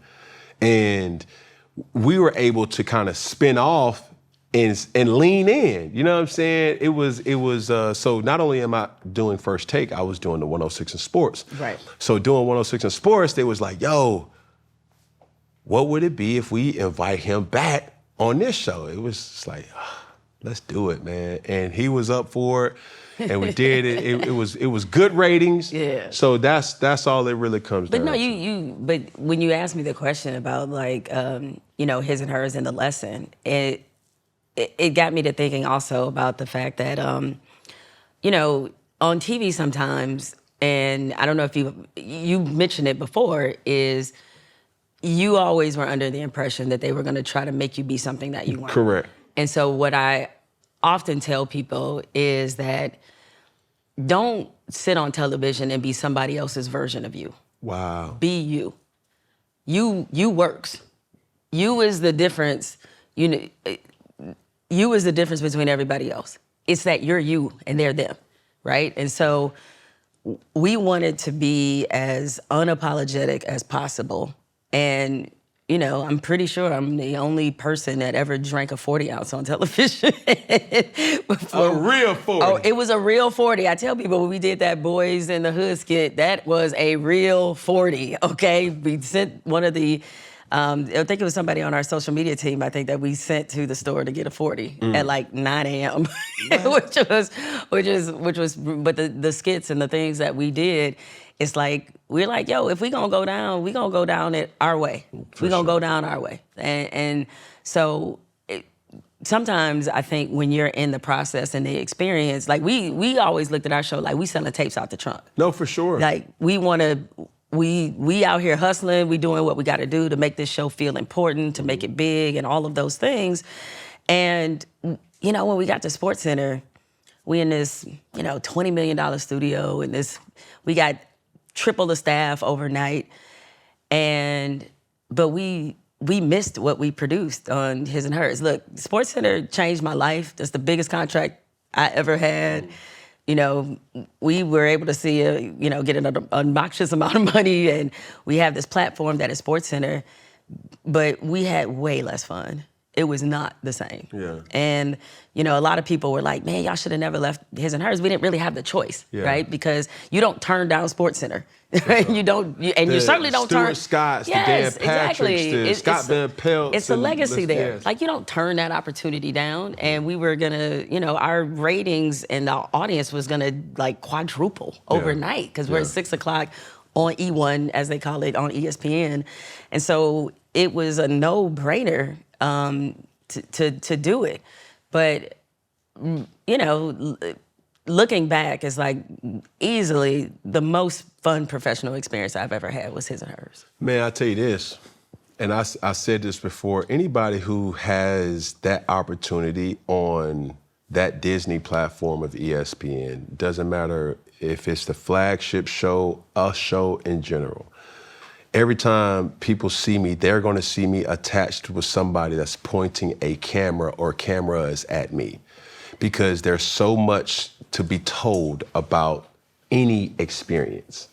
And sometimes people who are not hip to like, yo, like, why are you doing all this? Oh, she does Snapchat. She does TikTok, Instagram. Why are you doing that? It's like, yo, everything's changing around us. Hey, what does he do? It's like, that's a vlog that we're gonna put on YouTube just to give a different, a showcase of like, yo, like, hey, how do you, or what does it look like pre-show, or how do you prep for these things? Different perspective. Because everything that you see on TV has been rehearsed. It's not just freestyle content that they think. It's like, yo, like we have pre-production That's calls. yeah, you have We production have meetings. producers in your ear. You have certain individuals that may give you insight, and you may have to say it this way, or you can't say it that way, but you still have to be authentic to yourself. And to showcase that is my whole thing, and my whole existence. And I'm the naive employee now. It's like, yo, I'm going in there. Hey, what's going on? Hey, y'all good? Y'all straight? Hey, take a Polaroid. All right, boom. Take another Polaroid. Boom. It's like, what? Well, he always like this, you know what I'm saying? But I genuinely enjoy it, and by the help of the powers that be, hopefully I keep this same energy towards it because it's fun. I don't know if you've thought about this, but you know you're in a rare space in the sense like they're not, and I'm thinking off the top of my head right now, so if this is wrong, I think you're the only black quarterback that's on television on a major network. Like I'm, and I don't know if you've thought about that because one thing that is definitely like you see. I mean, listen, you got Brady, Romo, former quarterbacks, Terry Bradshaw, former quarterbacks. Like that space has been dominated by white quarterbacks. Yeah. You're the only black one that has a quarterback that is on TV, giving analysis. I'll take that. And you heard that, Gilly? But I think that's important though, because the experience that you have as a black quarterback, being in the NFL, being a former MVP is different. Yeah, but it's different. Can we keep it funky? Yeah. I don't get no Brady deal. I know. I don't get no Romo deal. Exactly. And that's just facts. Am I bitter? Hell no. Because knowing what I know now, being a member of the media, I know that Brady worked his ass off or has to work his ass off to get prepared for that show that he presents to the world. So does Romo. Romo covers sports like a quarterback thinks. And that's why I can appreciate it. It's like, oh, it's too high safety, get prepared for it. Like that's right. You're not supposed to say that, but that's what it how is. simple it is. And as he's commentating, I can appreciate that, and I can see why he makes the type of money that he does make now. But that's an opportunity, for sure, Cam, that they would not extend to you. That's a fact. And I'll be honest, like when you think about maybe the black quarterbacks that will be out of the game, you know, I don't see a black quarterback getting those type of deals. Okay, so let's talk about it in this way. That's why this is important, because I'm going to work my ass off to open up as many opportunities as I possibly can. Why you always talk about Jay? You hating no doggone Shador. Because when they get done, they will have more opportunities because of the things that I did and the people who came from before me did. So when they are able to say, dang, what I'm gonna do after football? Because I can't play this forever. I wanna do that. And I would want the narrative to be, we need to go get somebody like Cam Newton. Because even when I came into the NFL, the narrative of the black quarterback wasn't what it is now. I'm not gonna take no credit for that. I'm just gonna say I did my part. You see what I'm saying? And that's all I wanna do. So when people say, yo, even you hinted, off camera, you was like, yo, when I met you, you were still in the league and you did not have hair. Yeah. It's because for me, I don't want people to look at me as being rebellious more than I am empowering people to say, you can do this too, bro. You can do it. It's like to not live in our reality where certain people get opportunities that we don't get, cool, we can accept that. But don't let that be the reason why you don't try though. So for me, it's like being authentically myself, going on ESPN or First Take and saying, whoop-dee-doo, talking about Trick Daddy and Trina, you don't know now. Having cultural discussions where it's like, hey, bro, like I'm about to really put y'all on some Atlanta-isms. You feel me? Twin, partner them. You gotta sprinkle it in. You can't smudge it in. You sprinkle, you feel me? And don't let them change you from doing that either. Because like, you know, it is, given the fact that you are an accomplished athlete, it's like you're gonna get a little more grace to do those things. Yes. So run with it. Yes. So that, like you said, the next person doesn't have to deal with being suppressed or silenced in some kind of way. Yes. So in the spirit of his and hers, right? I know there's a few things you want to hold me to task on. Oh. So this is your opportunity to put my this feet one to I the get to I get to put you on in the chair. That's right. I hope it's something strong in that. It ain't. It's just espresso. Okay. Hey, Cam, I love you. You know, they call it the sandwich method, right? Come it's on like now. you start with something, and then you get to it. But I have to say, your relationship disposition is honestly shocking to me. Relationship disposition. Okay. Talk to me like I'm from Atlanta. All right. Bro, the way you talk about marriage, about your reluctance in wanting to get married, is really surprising to me, given that I know, you know, your parents been married forever. And I know the stock you come from. And so help me understand the perspective is like, why at every opportunity are you talking about how much you do not ever want to get married? You got all these beautiful babies. Love them. You ain't got no ring on your finger. Typically would have a pinky ring. Yeah, but you ain't got one of these. Make it make sense. What is going on here, Cam? Now I will hold you to the same question that I asked the individual last night. Okay. Did I say that? Did I say I don't want to ever get married? Okay, not ever. I don't believe in marriage? You didn't say that. Okay. I didn't say that you said you didn't believe in marriage. My deposition of marriage. Yes, but it does feel like. Okay. Feel like you come off as, and that is an important phrasing in this, right? Thank you. You did not, I've never heard you say you don't believe in marriage. Thank you. Never heard that you say that. However. That is an important phrase to insert. Yes. Okay. You are very marriage averse, it seems like. I will say it this way. My values and standards of marriage have been skewed because of my experiences that I've witnessed and been through. Okay. Even though the best example is one you grew up with. And I'm glad we taking it there. But even with that example, his and hers, no pun intended, experience is completely different than my experience. And that's not the reason to say no. I understand that. Because that is still the most influential man in my life. I still honor my mother for who she is. I still hold their vows sacred. But what I've been through and what I've witnessed, that was a unicorn. Because they were true.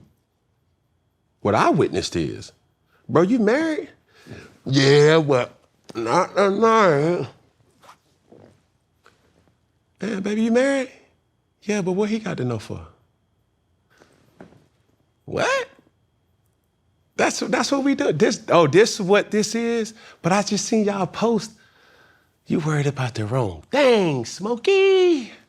It's these experiences that you have and you say, oh, this is a facade. That ain't what their vows were. Even a step further, I said that I was the only one that went to a PWI in my family. I'm the only one not married in my family. My younger brother is married. My older brother is married. My mother and father are still married. It's unfortunate that my experiences have scarred my heart. It's trust. It's like, yo, I said this publicly. My desire to get married is not greater than my fear of divorce. My fear of divorce is something that I've seen good guys get taken advantage of. But this is also the truth. I've seen good girls get taken advantage of too. What Jay-Z say? Good girl turn bad. When you lose a good girl, she's lost forever. I seen that. And I'm saying to myself, I'm like, yo, I hate that that's my reality. And I'm not bleeding on somebody else. It's just a work in progress. So, that being your reality, what would you say, like keeping it funky, what would you say is your role in that? Oh, I take full accountability of everything that I've experienced. Mm-hmm.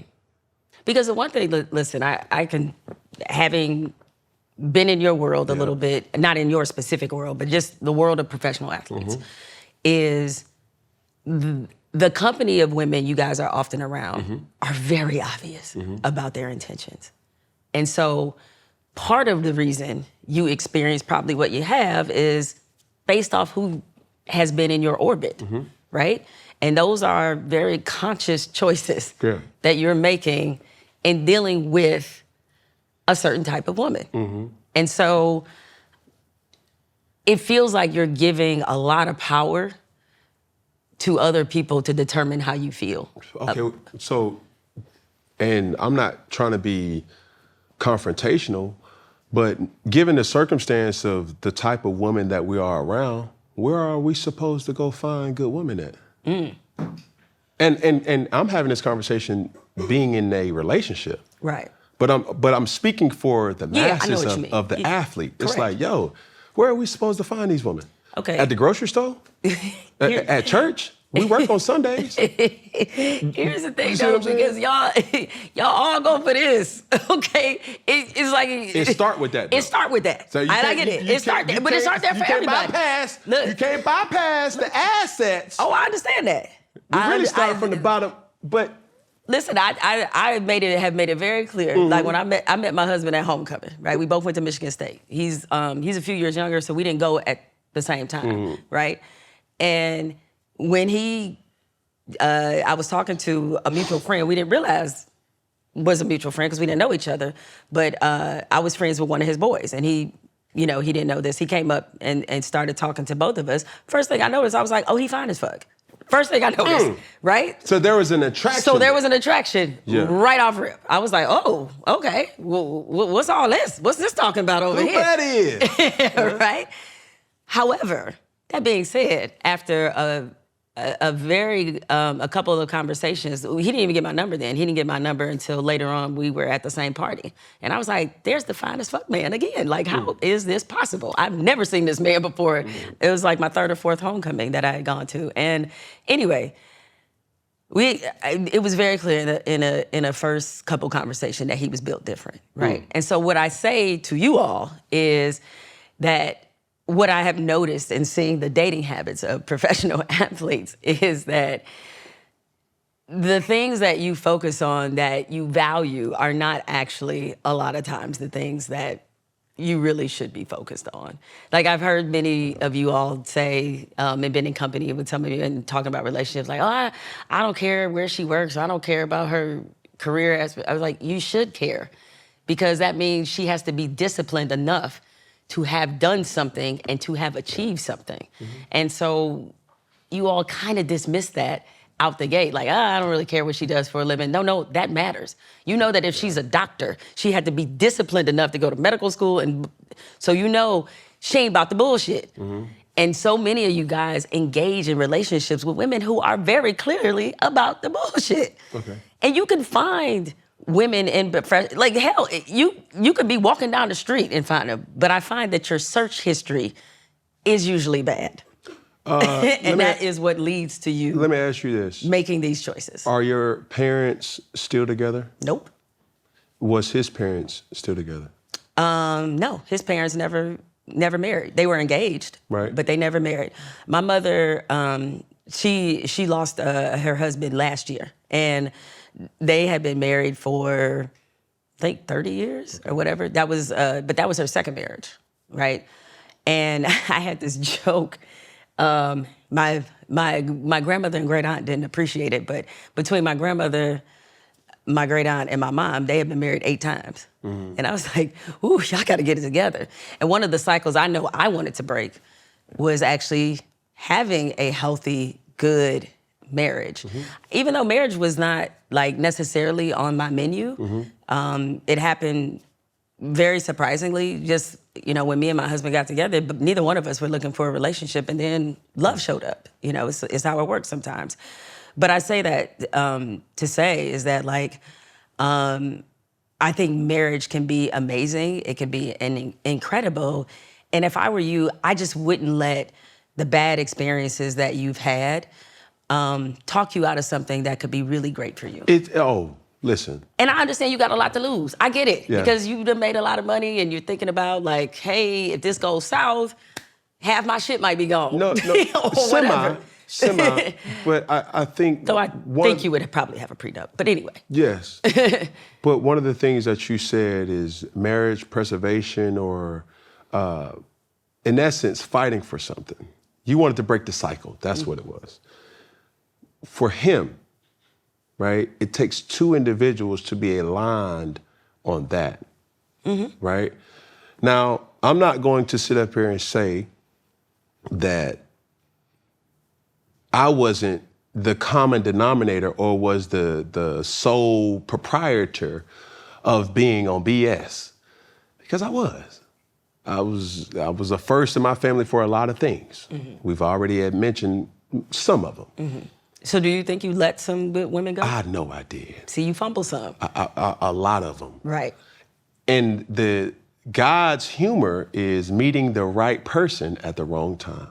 And as I look back and I say to myself, I'm like, dang, she was a good girl.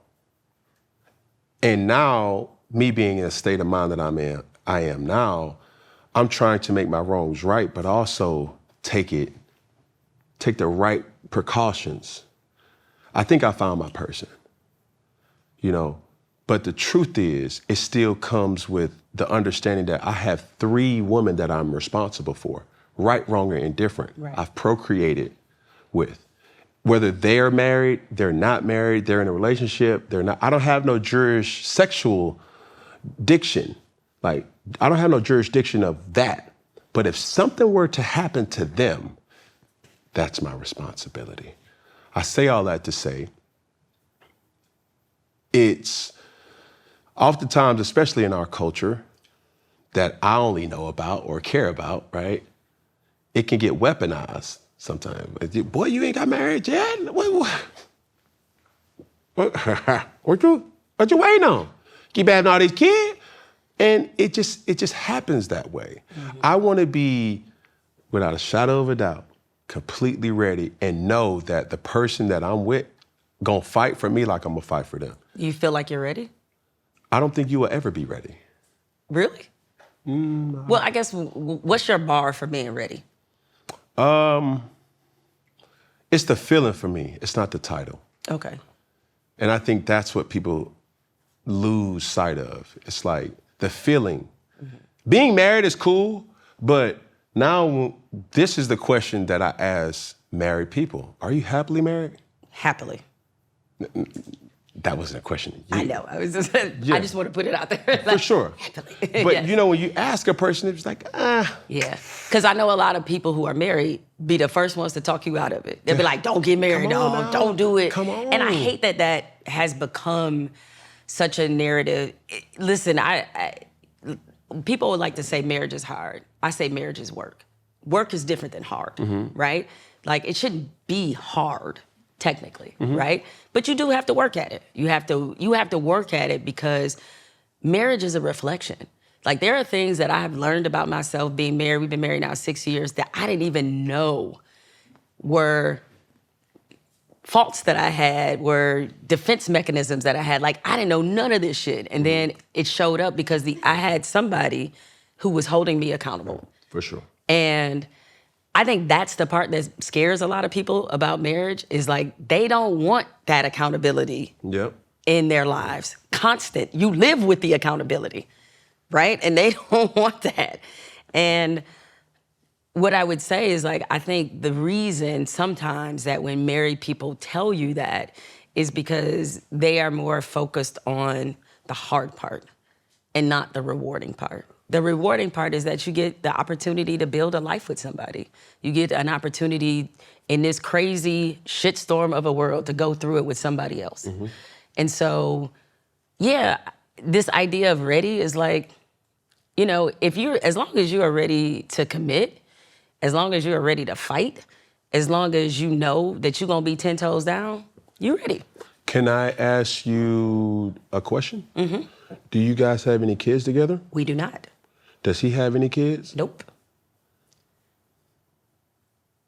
So you think that's why I like marriage, because we don't have kids? Is that where you're going with this? No, it ain't that.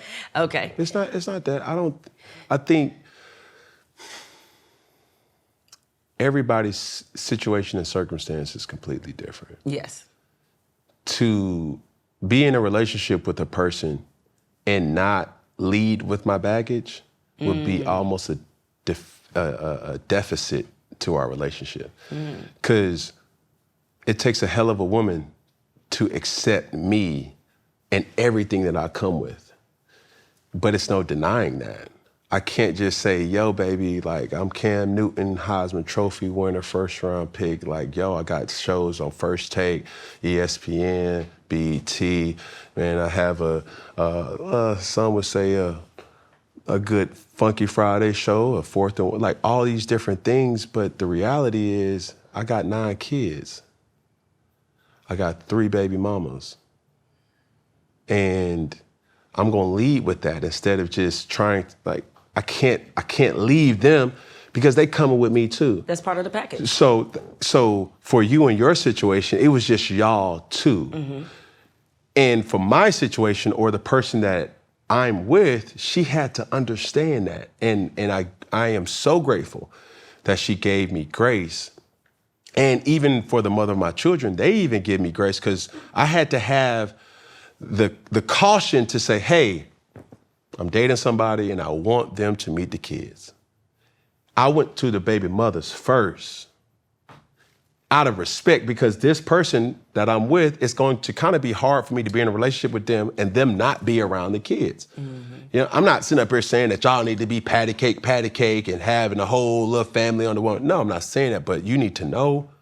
And I hope you will give me the decency to at least have some type of say so if you have any issue with it and voice it with me what the issue is. So when I say different situations and circumstances, that's my circumstance. No, let me be clear though, Cam. Before I met my husband, I was in a very long relationship with a man who had 2 children. Okay. Right?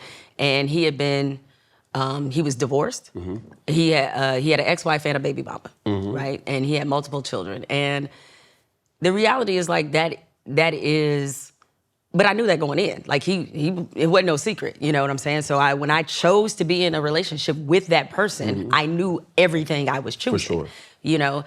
And so it does require somebody, especially coming into the relationship without kids, it does require you to understand and be sensitive and have a lot of grace for those dynamics. Yes. So the woman that ultimately, you know, that you choose or have chosen is going to have to deal with all of that. And it's vice versa too. Correct. Right? Yeah. Because there are women who have children prior to starting a relationship. And men decide to say, that ain't my child. But bro, you're gonna be in that person's life.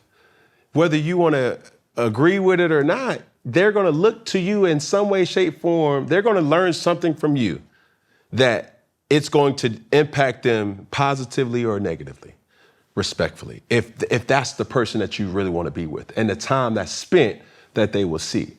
And I'm not saying all those type of things to distract or defer. What I'm saying is Cinderella's shoe was built for Cinderella. A lot of people's notion of marriage is off of their ideology of what marriage should look like. Even though this is this different commodity that you were speaking of, you still gotta be you.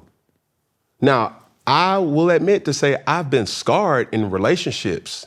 I've been scarred into situations looking at like, oh, this what? No, what? For real? This what you do on Fridays after Fast Friday? Dang, I didn't know. I was so naive. I'm Pentecostal church. Everybody say, like that. I come from that.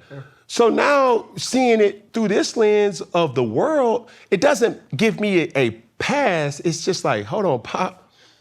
Man, dog, like for Sundays from 8 a.m. to 8 p.m., we was giving thanks to God. Well, now after we win on Sundays, the celebration is a little different. Everybody know who you are. I don't drink. I drink liquor. I partake in wine, so people say, oh, that's alcohol.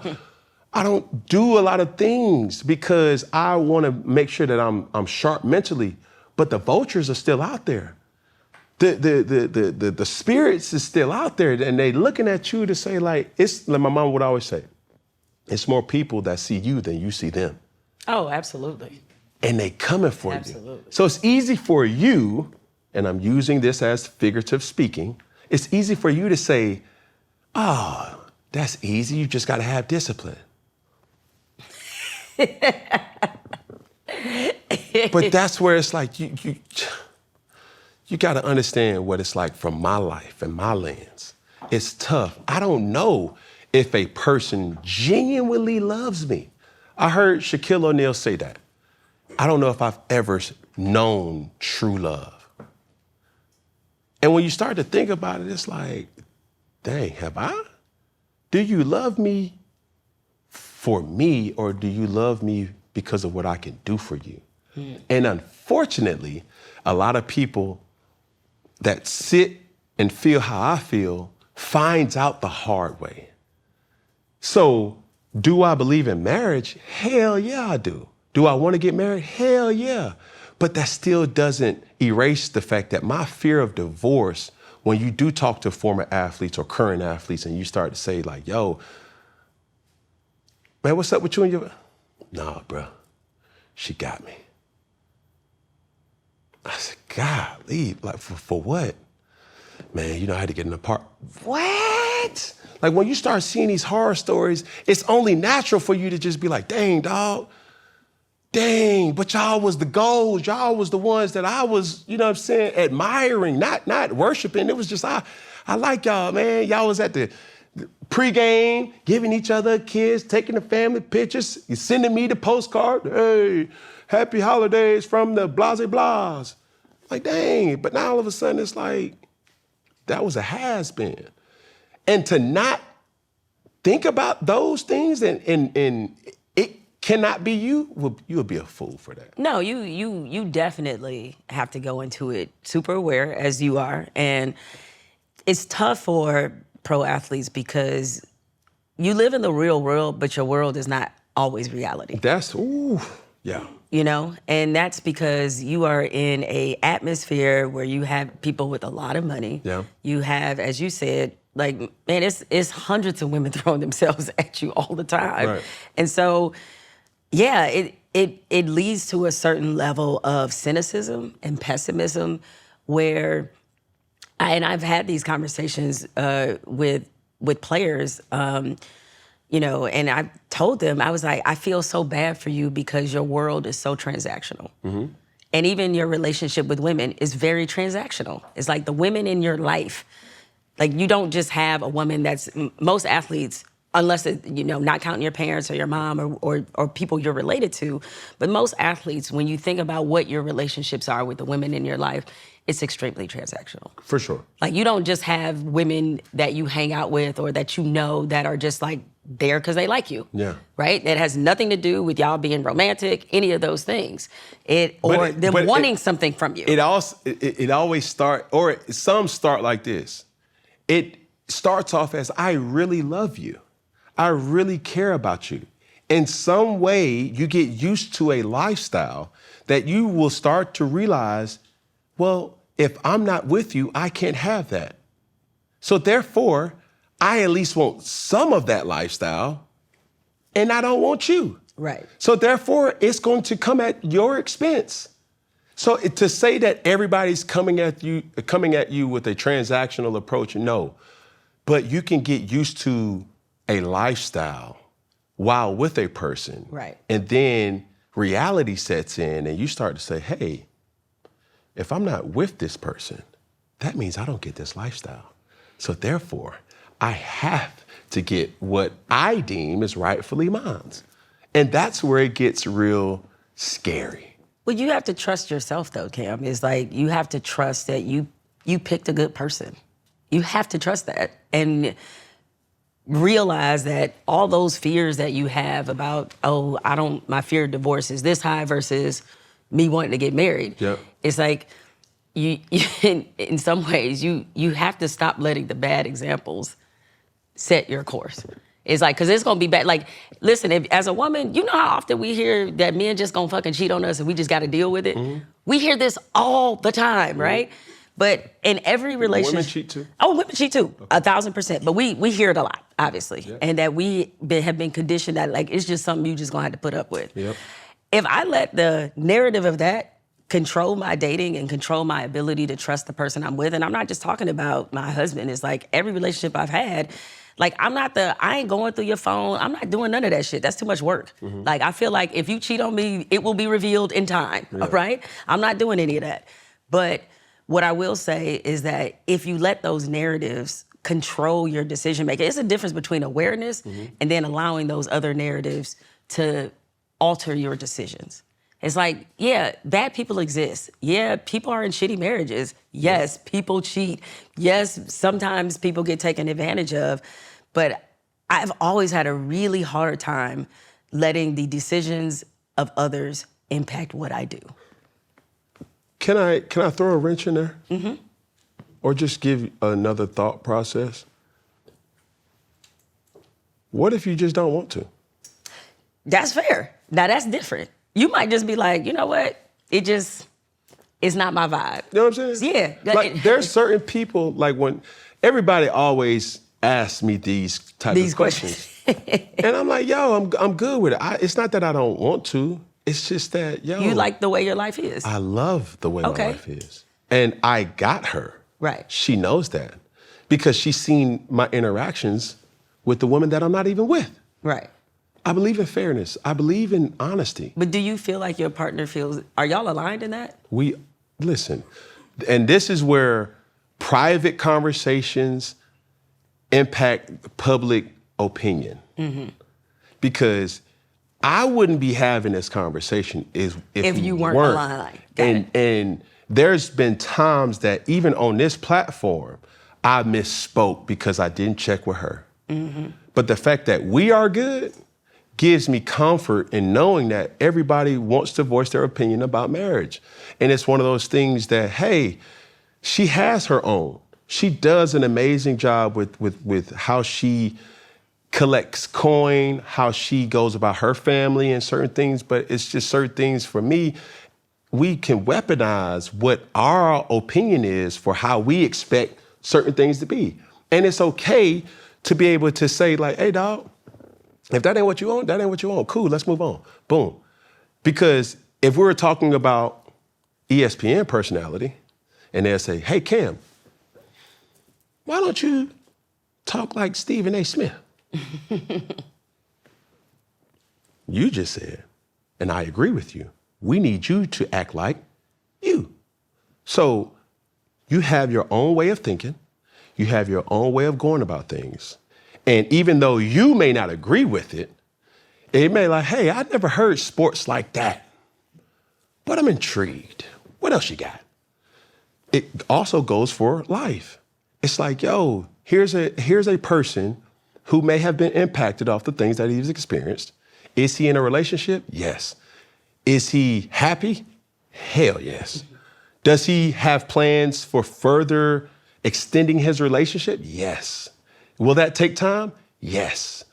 But we all have to agree that it's going to be on us when we're ready, not just when I'm ready. Mm-hmm. Because even if I do get on my knee, somebody still has to say yes. So it takes... Now, you know that woman will say yes, right? I'm pretty sure, but see, that was... Come on, Cam. You know, really, bro? For sure. You know she would. I know. Right. And I would too. Okay. And I want everybody to understand, even though it would be or you would hear the I do without question. That doesn't mean that you should do. Because I know I gotta still do some work on myself. Okay. And she has to do some work on herself. And you said, and I would agree, that a relationship is work. Yeah. We're willing to work to get there. Okay, I can appreciate that. You see what I'm saying? I can appreciate that. I think, like, man, you don't know how many times, and I've been trying to mend this relationship with my sisters and my beautiful black queens, and I try to take every single time. Man, what I do, how I get left out the doggone black girl group chat and y'all keep stomping on my name and y'all been Cam, here you go, what he got to say now.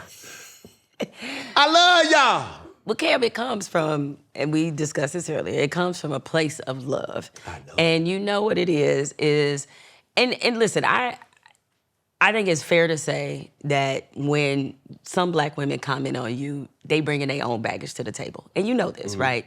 It's a sensitive issue in our community because of the rate of black single mothers that are in a community and the way that black single mothers are often demonized so much that there are black women in our existence where we just don't feel valued and chosen by black men. And so when they see you, you have these wonderful babies, you have these baby mamas, you're in a relationship. Some people are gonna look at you, some black women, and say, damn, he couldn't choose one of us? Yeah. Like, one of them, Yeah. And it's sort of, so that's, unintentionally, you don't mean it, and we know you're just living your life, but you're picking at a scab. You're picking, and you don't mean to. It's not that, but it's like, that's what keeps coming up. That's why black women are on your head sometimes, is because you're picking at a scab. I was having this conversation with a trusted source that's not a family member. And I was like, yo, I just hope that my relationship with black women could be better. Not face to face, because every time, y'all know I'm pro-black. There's certain people that you know, if Cam switch on the black community, boy, we gonna castrate him cause you one of us. Right. I understand that. Right. She said, Cam, you know how black women treat you? You that toxic brother. Not toxic. We can't stand you. We love the hell out you. Yeah. But we getting tired of putting our brother on our friends. No, stay away. Boy, you don't got nothing good in you. It's like, dang, how do I transition? You're like, how do I get out of here? How do I get out? I don't want to be that toxic brother no more. Or as me and my friends call it, a problematic phase. A problematic phase. You a problematic phase. I love we love you. We just, it's because we want so much for you. Okay? Keep wanting that. We want so much for you. That. Right? But I think too, the thing that I don't have a problem with having these type of conversations. I don't have a problem with the engagement that I get on social media. I think what people also have to understand is it's my job to also speak the obvious or to hold others accountable. It's not to say that I'm trying to be problematic or trying to be toxic. It's like, yo, I'm giving you a different perspective. Because for a lot of times, men, and when you talk to men, it's not that they don't know what they want, they don't know how to verbalize what they want, because we are the ones, not to say that women aren't, but we're the ones that have to figure it out. It's like, man, our lights off, let's figure it out. And heaven forbid if it's a single mother, she gotta figure it out too. But more times than not, women are able to explain their emotions. Dudes is just like, bro, why are you being emotional? Like, what is this? You crying? Boy, get yourself together, buddy. What's wrong with Manny, man? He crying too much. Like, dog, like, man, that's a female trait, bro. You over here spewing out all your emotions, bro. Get yourself together, man. Drink this, man. Smoke this, man. Come on, boy. You out with the fellas. Our fellas' dynamic is different than the girls' dynamic. No. A girl's trip, y'all can drink y'all wine and Prosecco, and y'all can get on the couch and get all cozy. Girl, let me tell you what Cam did, girl. Dudes, on the other hand, yeah, bro, I know, it ain't you straight, bro, you good. Man, bro, let me tell you about, man, don't nobody want to hear about Shaquanda or Yolanda or Patrice. Like, we don't want to hear that, bro. Man, take a shot. Like, it's those dynamics for sure. Yeah. That's not to say that we can't get emotional. It's just like, it's more thought upon with woman-to-woman transactions than men-to-men transactions. And I want that for men. I want you guys to release yourselves from the prison of always feeling like we have to have it all figured out. And it's okay to be like, I don't. It's okay to be like, I'm hurting. It's okay to be like, yo, my heart is broken. Like, I want that for y'all because, frankly, it'd be easier for us to deal with y'all if y'all had that space to do it. But you know what's hard for us to admit amongst men? This phrase, but she got me. You see what I'm saying? Is that ego? I don't know what it is. But it's easier for a woman to say, he hurt me, sis. Than for y'all to say. Than for a man to tell another man, she got me. We'll suffer in silence. Which is not good. Which is terrible. Yeah. And it eats at us for years. And we don't even know how to verbalize that. To even mend a relationship with the person that hurt us, but still having it in the back of our mind, like, hey, dog, I don't know how to tell you, but man, you broke my heart. That doesn't come natural for men. So if we have that, or if you are able to witness that from a man, I'm asking for them and us, man, we need grace. Yeah, I mean, ladies have to be better at that too, because men open up to us, and there are women who will weaponize that, which only reinforces men suppressing how they actually feel. Right. And we have to be better at that, and not, we can carry the water for toxic masculinity as well as anybody, right? And so, but it is because men are carrying that. I was like, that's why some of y'all still think about the girl in 11th grade that broke your heart. I'm like, damn, dog. Like, you know how often women have to get up and get their hearts being broken? We literally have to do it all the time. But y'all carry it differently because you don't have a place to unburden yourself. And I use this platform, and when I first started it, I wasn't able to hold both sides accountable. I was just always like, I take full responsibility and say, bro, from the man's perspective, boy, it's tough being the man. But then when you have these off-camera interviews with individuals, when you're at your son's football game and the mom comes up to you and say, boy, you was wrong. Okay, mom, tell me why I was wrong. It's because I got 3 boys. And when you say certain things, the weight of your voice now goes to a different audience that is a complete bad depiction of who we are and what we represent. We got to deal with y'all musty behinds and y'all crusty socks, and we still smile. It's some really good women out here, and I know that. And there's some bad dudes that's out here that have good women. And I'm saying to myself, it's like, yo, I seen those dynamics, and that's what I've been experienced. That's what I have experienced, and I'm saying like, dang, dog, man, you got a good girl, bro. I'm not attracted to that. I'm just telling you, it's like, dang, bro, do right by that. I know I got a good girl. I know I have great women around me that at that point in time while we were together, I probably wasn't the best version of myself that was needed for that relationship. I can accept that. And now I don't want somebody to take the food out the oven while it's being cooked because it's not ready yet. But if you're willing to wait, I promise you, it's going to be worth it? It's going to be worth it. All right. That stuffing for Thanksgiving, Okay. that turkey, that ham. Okay. It's just, it's our time. Okay. Like this is what we have our conversation. Put your blinders on and focus on me. Okay. I'm going to focus on you. I'm not going to get distracted of what somebody else wants from me. Please don't get distracted of what somebody else wants for you. And as long as we got that agreement, that's all I can do, because I'm going to be the best version of myself. I know my insufficiencies over the years. And that's why, or that's what our Black queens hold me accountable to, and I accept that. But what will not happen is you're not going to put your expectations on me that's not beneficial for my relationship, because we're working. It's tough. It's hard. And I did not give grace to postpartum. I did not give grace to just changing in a relationship in years past. It was just like, man, you tripping. I'm about to go to Charlotte. Don't worry about it. That's cool. I'll figure it out. Here go my card. Don't worry about it. Bro, I got to focus on this game, dog. I don't need I was so dismissive rather than just saying, hey, bro, put the game down. Hey, put your group away. Let's go on a date. Matter of fact, we got this big old house, all this land. Let's go for a walk. Let's get lost. Let's talk. Where you at? How was your day? Those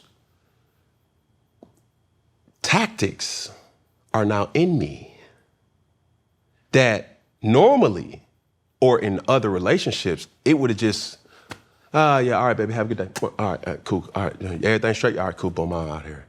Now it's like, all right, baby, have a good day. Oh, whoa. You all right? Oh, Cam, I think we call that emotional intelligence. I never Look at you. I never had that. Wow. She helped me unlock that. I love this for you. Do you understand what I'm I saying? love this for you. It's cooking, baby. I'm trying to tell you, man. you. It's cooking. I I love this promise. for you. And that's what I appreciate.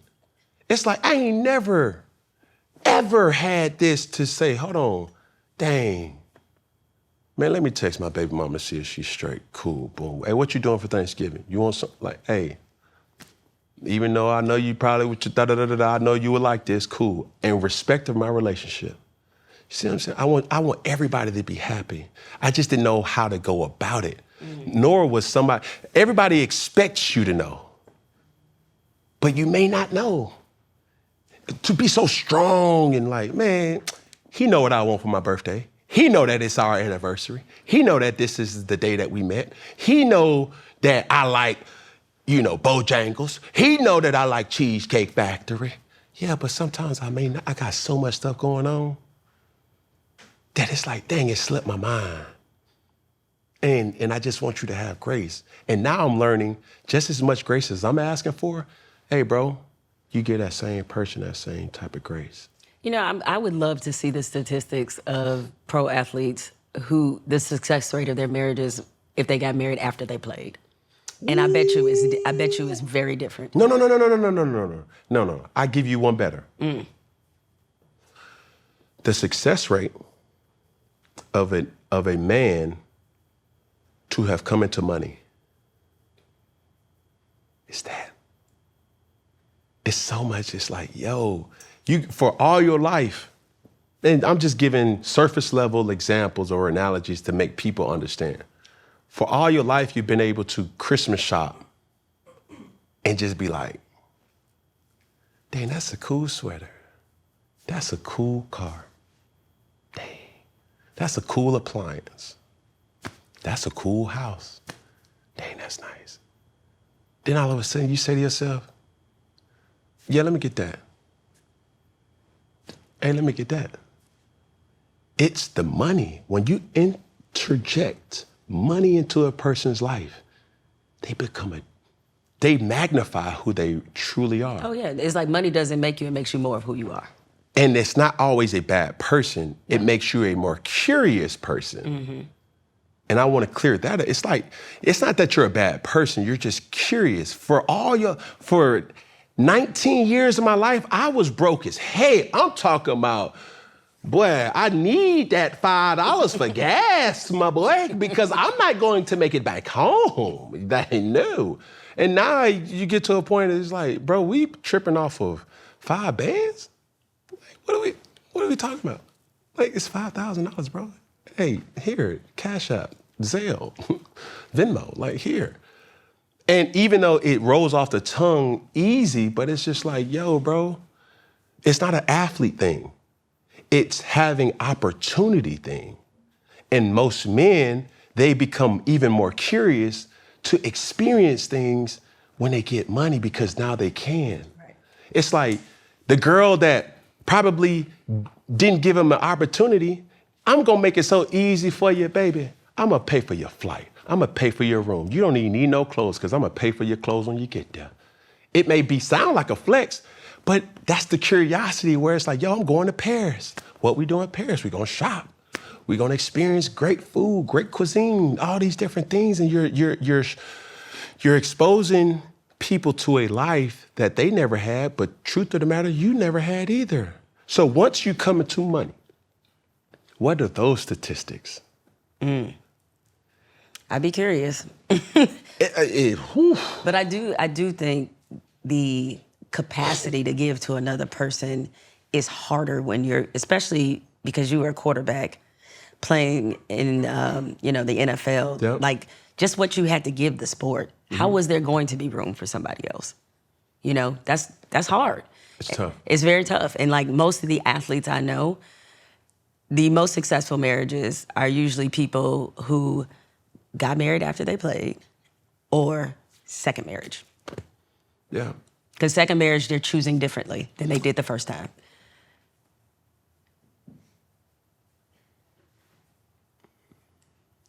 Look like you want to say something.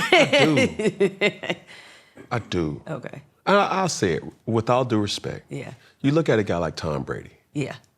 And you see that dynamic. And me being an athlete and idolizing or respecting what he has accomplished. But was it worth it though? No. You see what I'm saying? It's like I seen a version of Tom that Tom probably didn't know because of the respect that he got. I was the quarterback that came right after he left. So his pictures were still on the wall. The fandom was still there. His greatness was still whispered in the walls. And then to see his marriage fail, it was like, dang, bro, I thought you had it all. And now my biggest flex is being able to go home to my kids. And is it under my circumstances that I would really want it? Because I come from a dynamic that are together, have been together for 41 plus years. Under one roof. Well, for that, it's like, yo, you go through it publicly.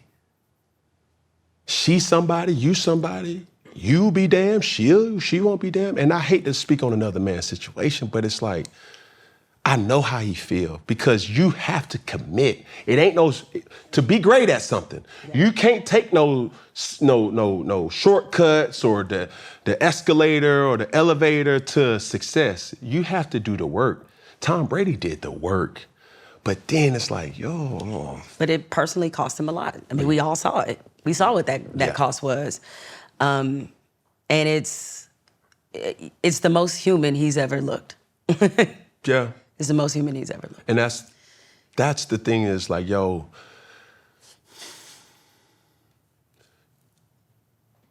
can you really talk about it? And that's the man dynamic. That's what I want you to understand. Because it's not like men will be like, dang, bro, I'm hurt. Could we digest that as men to be like, hey, bro, no, she hurt me with that one. Men are just like, man, you just figure it out, bro. Like, yeah, man. Women are able to say, you know what, he broke my heart to other women, and then they can try to console each other. It's just like, girl, give me some tissue. That's the dynamic. But as dudes, who can really relate to a Tom Brady?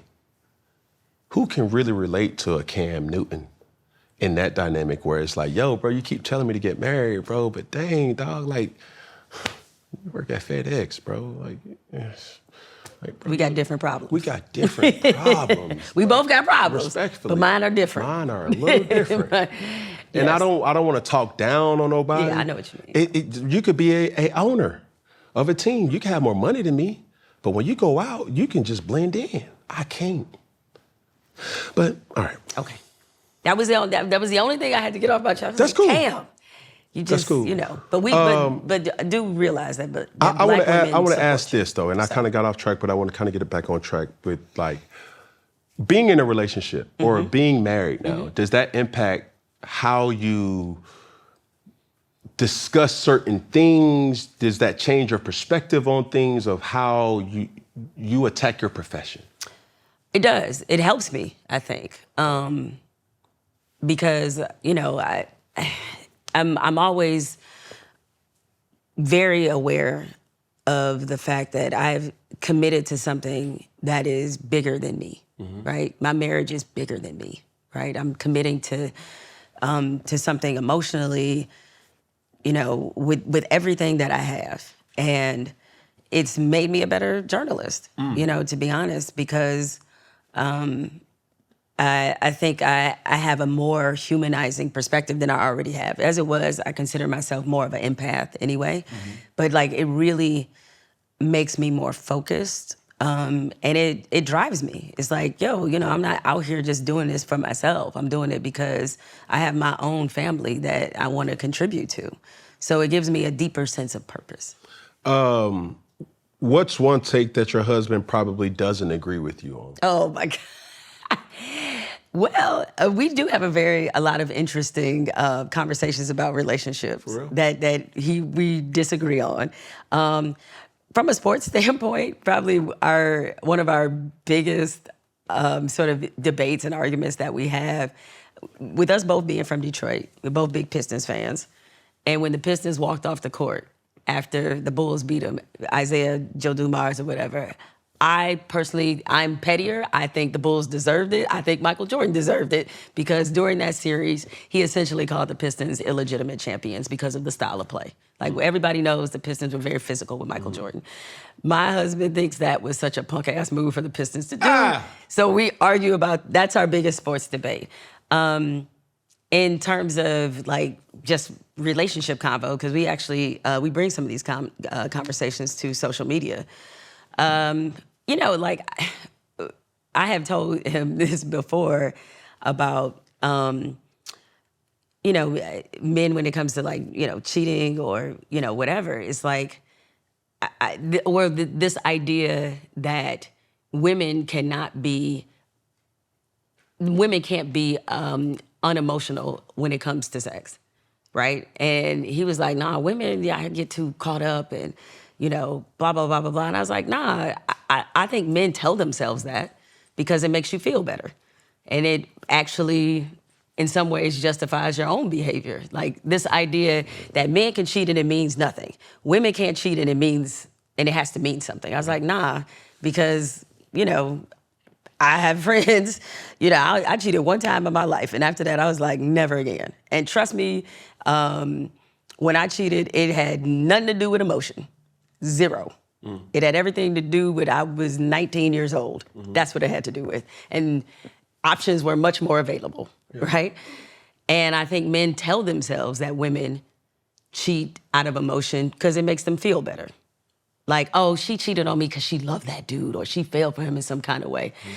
They don't like to grasp the idea that sometimes women just cheat for the same surface level reasons that men do. But that's kind of proving him right, though. No, he thinks that women cheat more emotionally. That's his position. Yeah, but that makes it even more right, though. Why? Because when you How?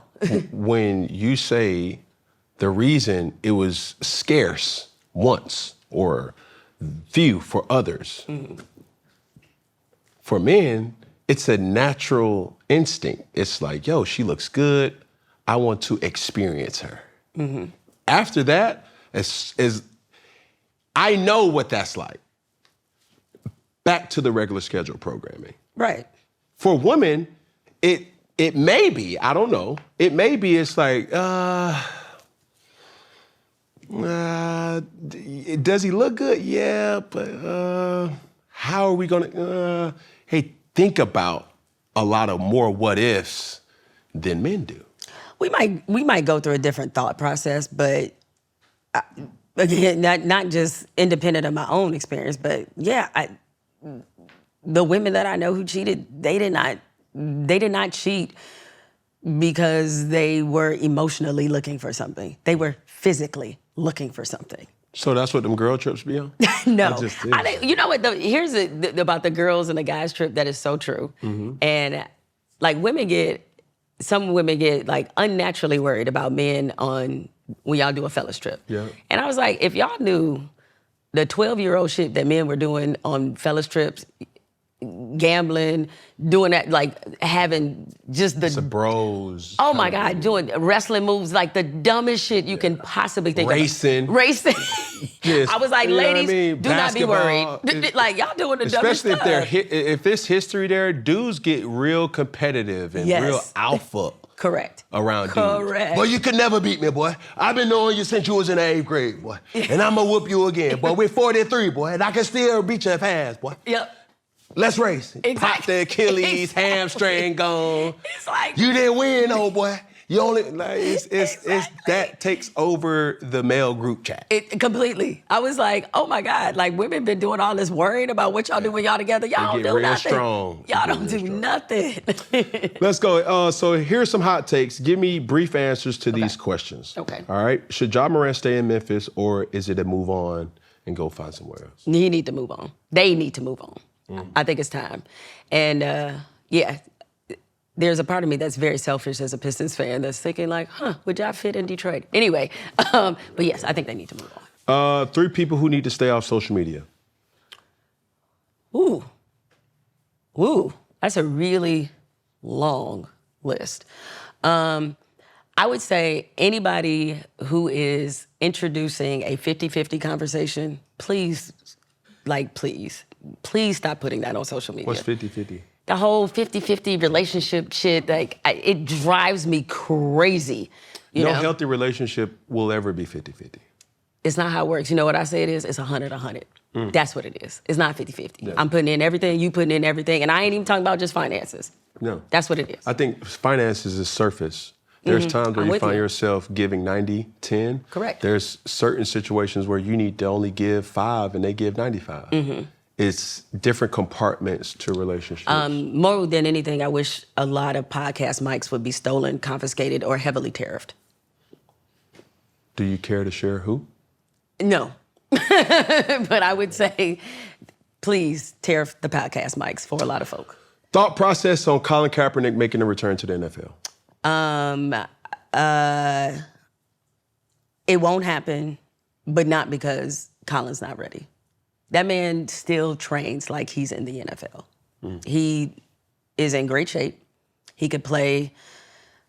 And there's so many bad narratives about him. And, you know, admittedly, I was the executive producer on his documentary. I've been able to, develop a really good relationship with Colin. Yeah. He's a great guy. And what they did to him will forever be a black mark by the NFL. But yes, I think he could play still. I think he still wants to play. Will he play? No, because they ain't gonna have it. The one thing you regret speaking your mind about. You know, even at times where I haven't been right, I'm a person that's not afraid to apologize. It made me better. So, like, I don't regret anything I've said, even if it wasn't received well, because I learned something from it. Men and women reporters in male and female locker rooms. So, yeah, I've been in plenty of locker rooms. I want people to understand the reason why that was the case, all right? The reason they allowed women in the locker rooms is because they would allow the men in, they would be able to get their stories, get their quotes, and they would leave the women frozen out, who couldn't get the same access to the same journalists. So that is why we're in there. I've covered the WNBA before. Men can go in the locker rooms, okay? But the ladies usually, they're smart enough, they're usually not undressed or anything. You just go in there and they're just like waiting on you to talk to them. I think we've probably reached the point now where, yeah, they could probably figure out a way for everybody to have access to players without invading their personal space. So there's not a disadvantage in a female reporter having an advantage on a male reporter having access to the WNBA? No, they got the same rules as the NBA. Perfect. Yep, same locker room rules. Will gambling be the downfall of professional sports?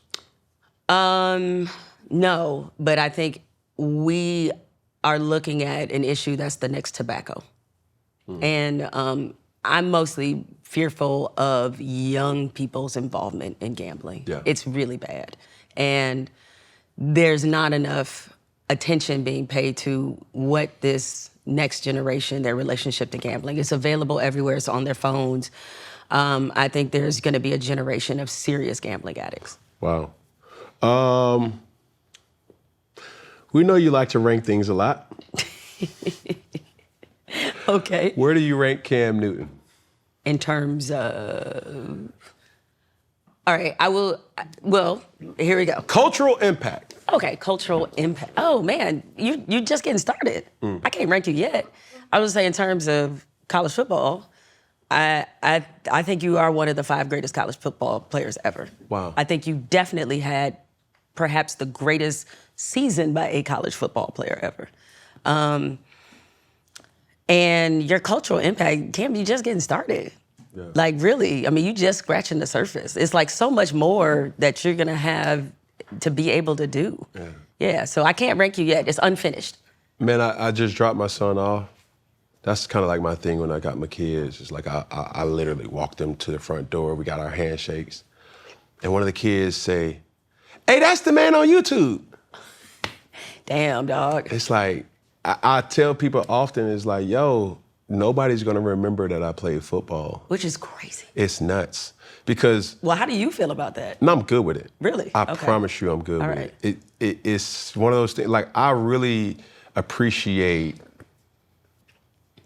who and what Michael Strahan has become. He's such a cool dude to me, and I've seen, like, he was a dominant force at football. And it's like Barkley. They don't know that Barkley used to be that dude. Yeah, he just looked like one of them unks that's at the cookout or Thanksgiving. That's just, here you go, the grumpy unk. But yeah, that's my whole, kind of pretense. I really don't care. I think YouTube and those platforms that are able to keep your legacy alive is what will keep that thought there. But overall, do I care? No. Do your kids know how great you were? They have moments. Okay. Like my jersey retirement was pretty cool for them to kind of witness. And even then, my sons, they be like, yeah, we want to go to the game, but we just want to throw the football on the field. And all right, son. Our dynamic is where it's like, I could give him everything, but I want him to earn it. And even that's why he's sitting right there. It's like, bro, don't sit next to me. Sit next to the producer. Right. Ask her the questions that you want to be answered. I could give you the world, but you won't appreciate it. There's nepotism for real, but those are the things where you use it to your advantage. Correct. And we got to be, as a community, okay with that. Like, we have to be okay with, if we in a position, like you having him in this room is the leg up. No, for sure. You know what I'm saying? It's like he sees it, but he don't understand how it's created. Right. It's like, that's the leg. My kids see me come into the house at 10 p.m. And it's like, where Dad been? Like, where he going? Why he dressed like that?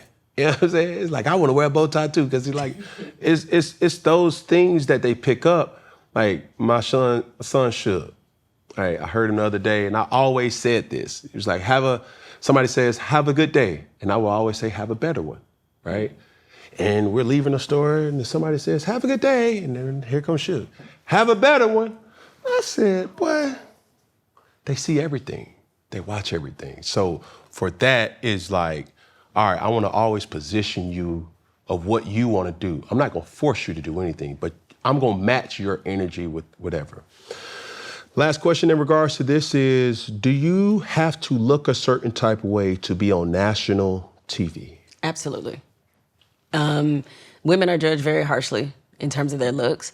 The unfortunate part for Black women is, like, a lot of people just ain't even checking for us. And women overall, I would say it's hard to get one of those jobs where they allow you to grow old gracefully on TV, because women aren't usually allowed to do that. Hell, we ain't allowed to do that in real life. Definitely not on television. It's always gonna be somebody younger, hotter, whatever, that's gonna be walking through the door that will be your replacement. It's just a physical reality that is very different for women on television. So would you say beauty is impacted on a different scale than a man getting it? Oh, 1,000%. Men can be ugly on TV. Don't nobody care. Women can't. You know, and I realize, you know, there's certainly outliers, you know, to that. Not I'm calling anybody ugly, but like, I think it's very clear when you look around the networks and you're like, there's a certain look they're going for. Like, oh, okay, I see what you're doing, you know?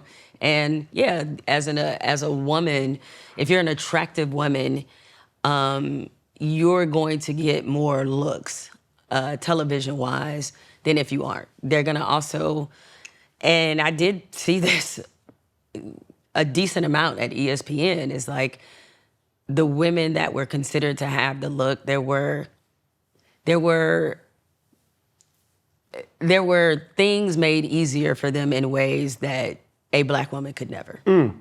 Could never. So they were propped up and supported in a way that was very different. Is that pretty privilege? If you want to call it that. I mean, I think they are more, the more attractive you are, the prettier you are, the less you have to know. And, or at least if you don't know certain things, it's not considered disqualifying. So, for all confusion, why should fans want to listen to a woman covering sports, especially in a male-dominated sport like a football, like baseball? That's not to say softball, hockey. You know what I'm saying? So here's the thing, though. The majority of men covering sports have never played. Y'all listen to men talk all the time who have never played the game. Hello. And so the genitalia is not what determines how much you know about sports. It's your ability to be curious, to ask the right questions, to get people to open up to you, to tell a story.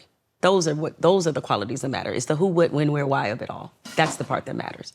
Because the thing is, like, yeah, I never played in the NFL, but I've been around enough for y'all. Yeah. I've been in locker rooms. I understand team dynamics.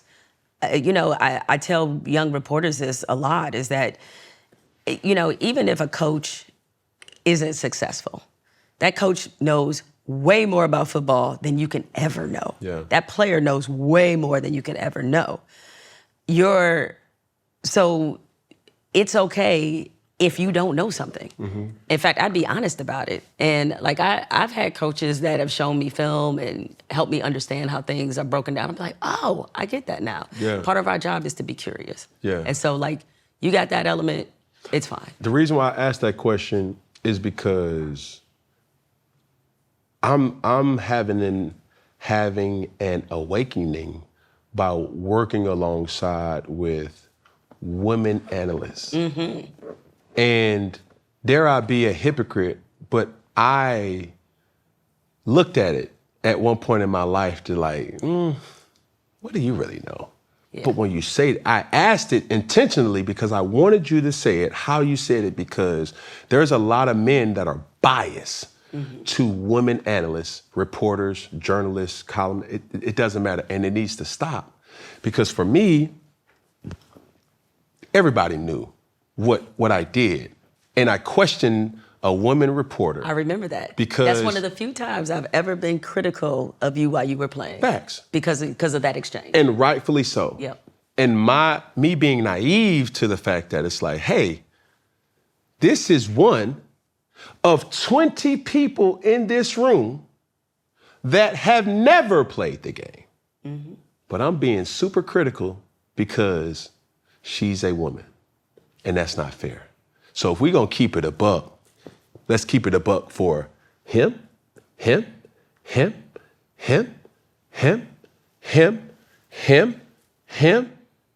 not just her or her. So I'm an opponent now, and certain things have to happen for you to have a different perspective, and for you to start to see it's like, oh no, she know her stuff. It's like, dang, all right, okay. Like Ashley Nicole Moss for me, my co-host on 106 Sports, our chemistry test, like she was dropping knowledge on basketball, and I was like, yo, if you really close your eyes, you would hear, you know, Greg Popovich. You know what I'm saying? Like, it was like, yo, like, you know your stuff. You know the trades. You know all the insight of the game, and I respect that. And realize most women, is like, we have to know so much more because we know the automatic assumption is about what we don't know. Yeah. So we have to be even more prepared. That too, and a woman can bring out an emotion that a man could never. I'm reminded by a person who has been an OG in, especially the football world, Pam Oliver. Love Pam. Soul sister. Yep. A female journalist, extremely incredible of what she has done, been an unsung hero, a fighter of so many opportunities. And she always is praising. It's the off-camera interactions that I love most about individuals. And I just wanted to kind of mention her. Lisa Salters. Lisa, OG. Bruh, like they are. Like, and people probably don't know this about Lisa, is like, Lisa, like I'm pretty sure she was she covered the O.J. Simpson trial. Like, she's a real reporter. Like, hey, Lisa, I think she is so underrated. Yeah. Like, very underrated, but she's excellent. There's so many of them that listen. Another one comes to mind, Hannah Storm. Yeah. Like, it's them the OGs everything. in the game. Mm-hmm. Last question for me. I know you have a big birthday coming up. All right. Let me be the first person to really give you your Thank you. Happy birthday. Let's talk legacy, though. Looking back, what's the proudest moment of your career? Whew. Man, what I would say, just in general, is like, I've been able to do a lot of cool shit. I've been given some cool stuff, been able to make some good money. But honestly, I'm most proud of the fact that other women in the business consider me a good resource for them. Like, I've been able to help people and to be a sounding board, and like, I'm more proud of the relationships. Like, there's a reason in the industry my name and reputation is what it is. Wow. And I'm proud of that. I'm proud that people see me, people who I really respect, see me positively and feel like I was a positive contributor to our profession. So, like, that's the part. Like, when I see, you know, when you're in this game, that, again, like I mentioned, ESPN is a very competitive place. Like, there's a lot of people fighting for real estate. And I can unequivocally say, especially when one of us is able to get in a position of success, like, that makes me so happy and proud. You know, like, when Carrie and I were at ESPN, they tried to create this narrative when she first became the co-host of First Take, that, like, we were in opposition to each other because I had tried out for the same position. They gave me like a 2-week tryout, but I pretty much knew I wasn't gonna get the job, so I wasn't worried about it. But people tried to pit us against each other. And I made sure that when she showed up, I sent her an email right away. We going to dinner. Now, it took her a month to respond because she didn't know how to operate the ESPN email system. Yeah. And so I was like, oh no, she gonna be my damn friend. I don't give a damn, right? Yeah. And so when I think about that, and just how in general, like, when I see Taylor Rooks or I see all these other women that are doing their thing, I'm so proud of them. Yeah. And I hope they can feel that. Like, I saw Taylor recently, and I just gave her a hug because I was like, girl, I mean, we knew each other, but, like, I just wanted her to know, like, I see you, sis. Yeah. I see what you're doing, and I love that. And so I think that spirit of upliftment I'm very proud to have carried that. Like, I don't go through moments where I'm mad somebody got something, or even if we going for the same thing, sis, you got it, good. Yeah. I'm happy one of us did, right? So, like, that is what I'm proud of. Well, as we end things here at Funky Friday, woo! I appreciate you. I appreciate you. You know what? I appreciate this conversation because, you know, like, you, right or wrong, good or bad, however people want to perceive you, that's on them. But, like, you a real dude, man. You a real dude. Appreciate you. I just want my kids to think I'm cool. But they need to know you was the man, dog. They need to know that on that field, man. You listen. They'll figure it out. That you wasn't no joke. And it came with a lot of sacrifice and a lot of commitment. As we end things here at Funky Friday, when I say all together, we're gonna say one love. When I say all together, we're gonna say one love. When I say all together, we're gonna say what? One love. All right. One hand out. It's gonna look something like this. We're gonna work this camera, then we're gonna go to that camera, then we're gonna finish with that camera. Contrary to popular belief, ladies and gentlemen, this is the universal sign of love. Contrary to popular belief, this is the universal sign of love. I do not promote any type of demonic forces. I do not promote any type of demonic spirits. I'm a lover, a congratulator, never a hater. So I must give that disclaimer as we are doing the universal sign of love. So we're gonna start with this camera, one finger, one pinky, one thumb, and when we say all together, you're gonna say what? One love. All right, here we go. One hand out. This is a group project. Oh, we all doing it. Okay, yeah, my bad. I was like, oh, I didn't realize it was a group project. My bad. I'm like, oh, okay. Here we go. One hand out, one finger, one pinky, one thumb. All together, one love. Ladies and gentlemen, Miss Hill, thank you so much. My bad. I almost failed at this. Thank you so much. Thank you.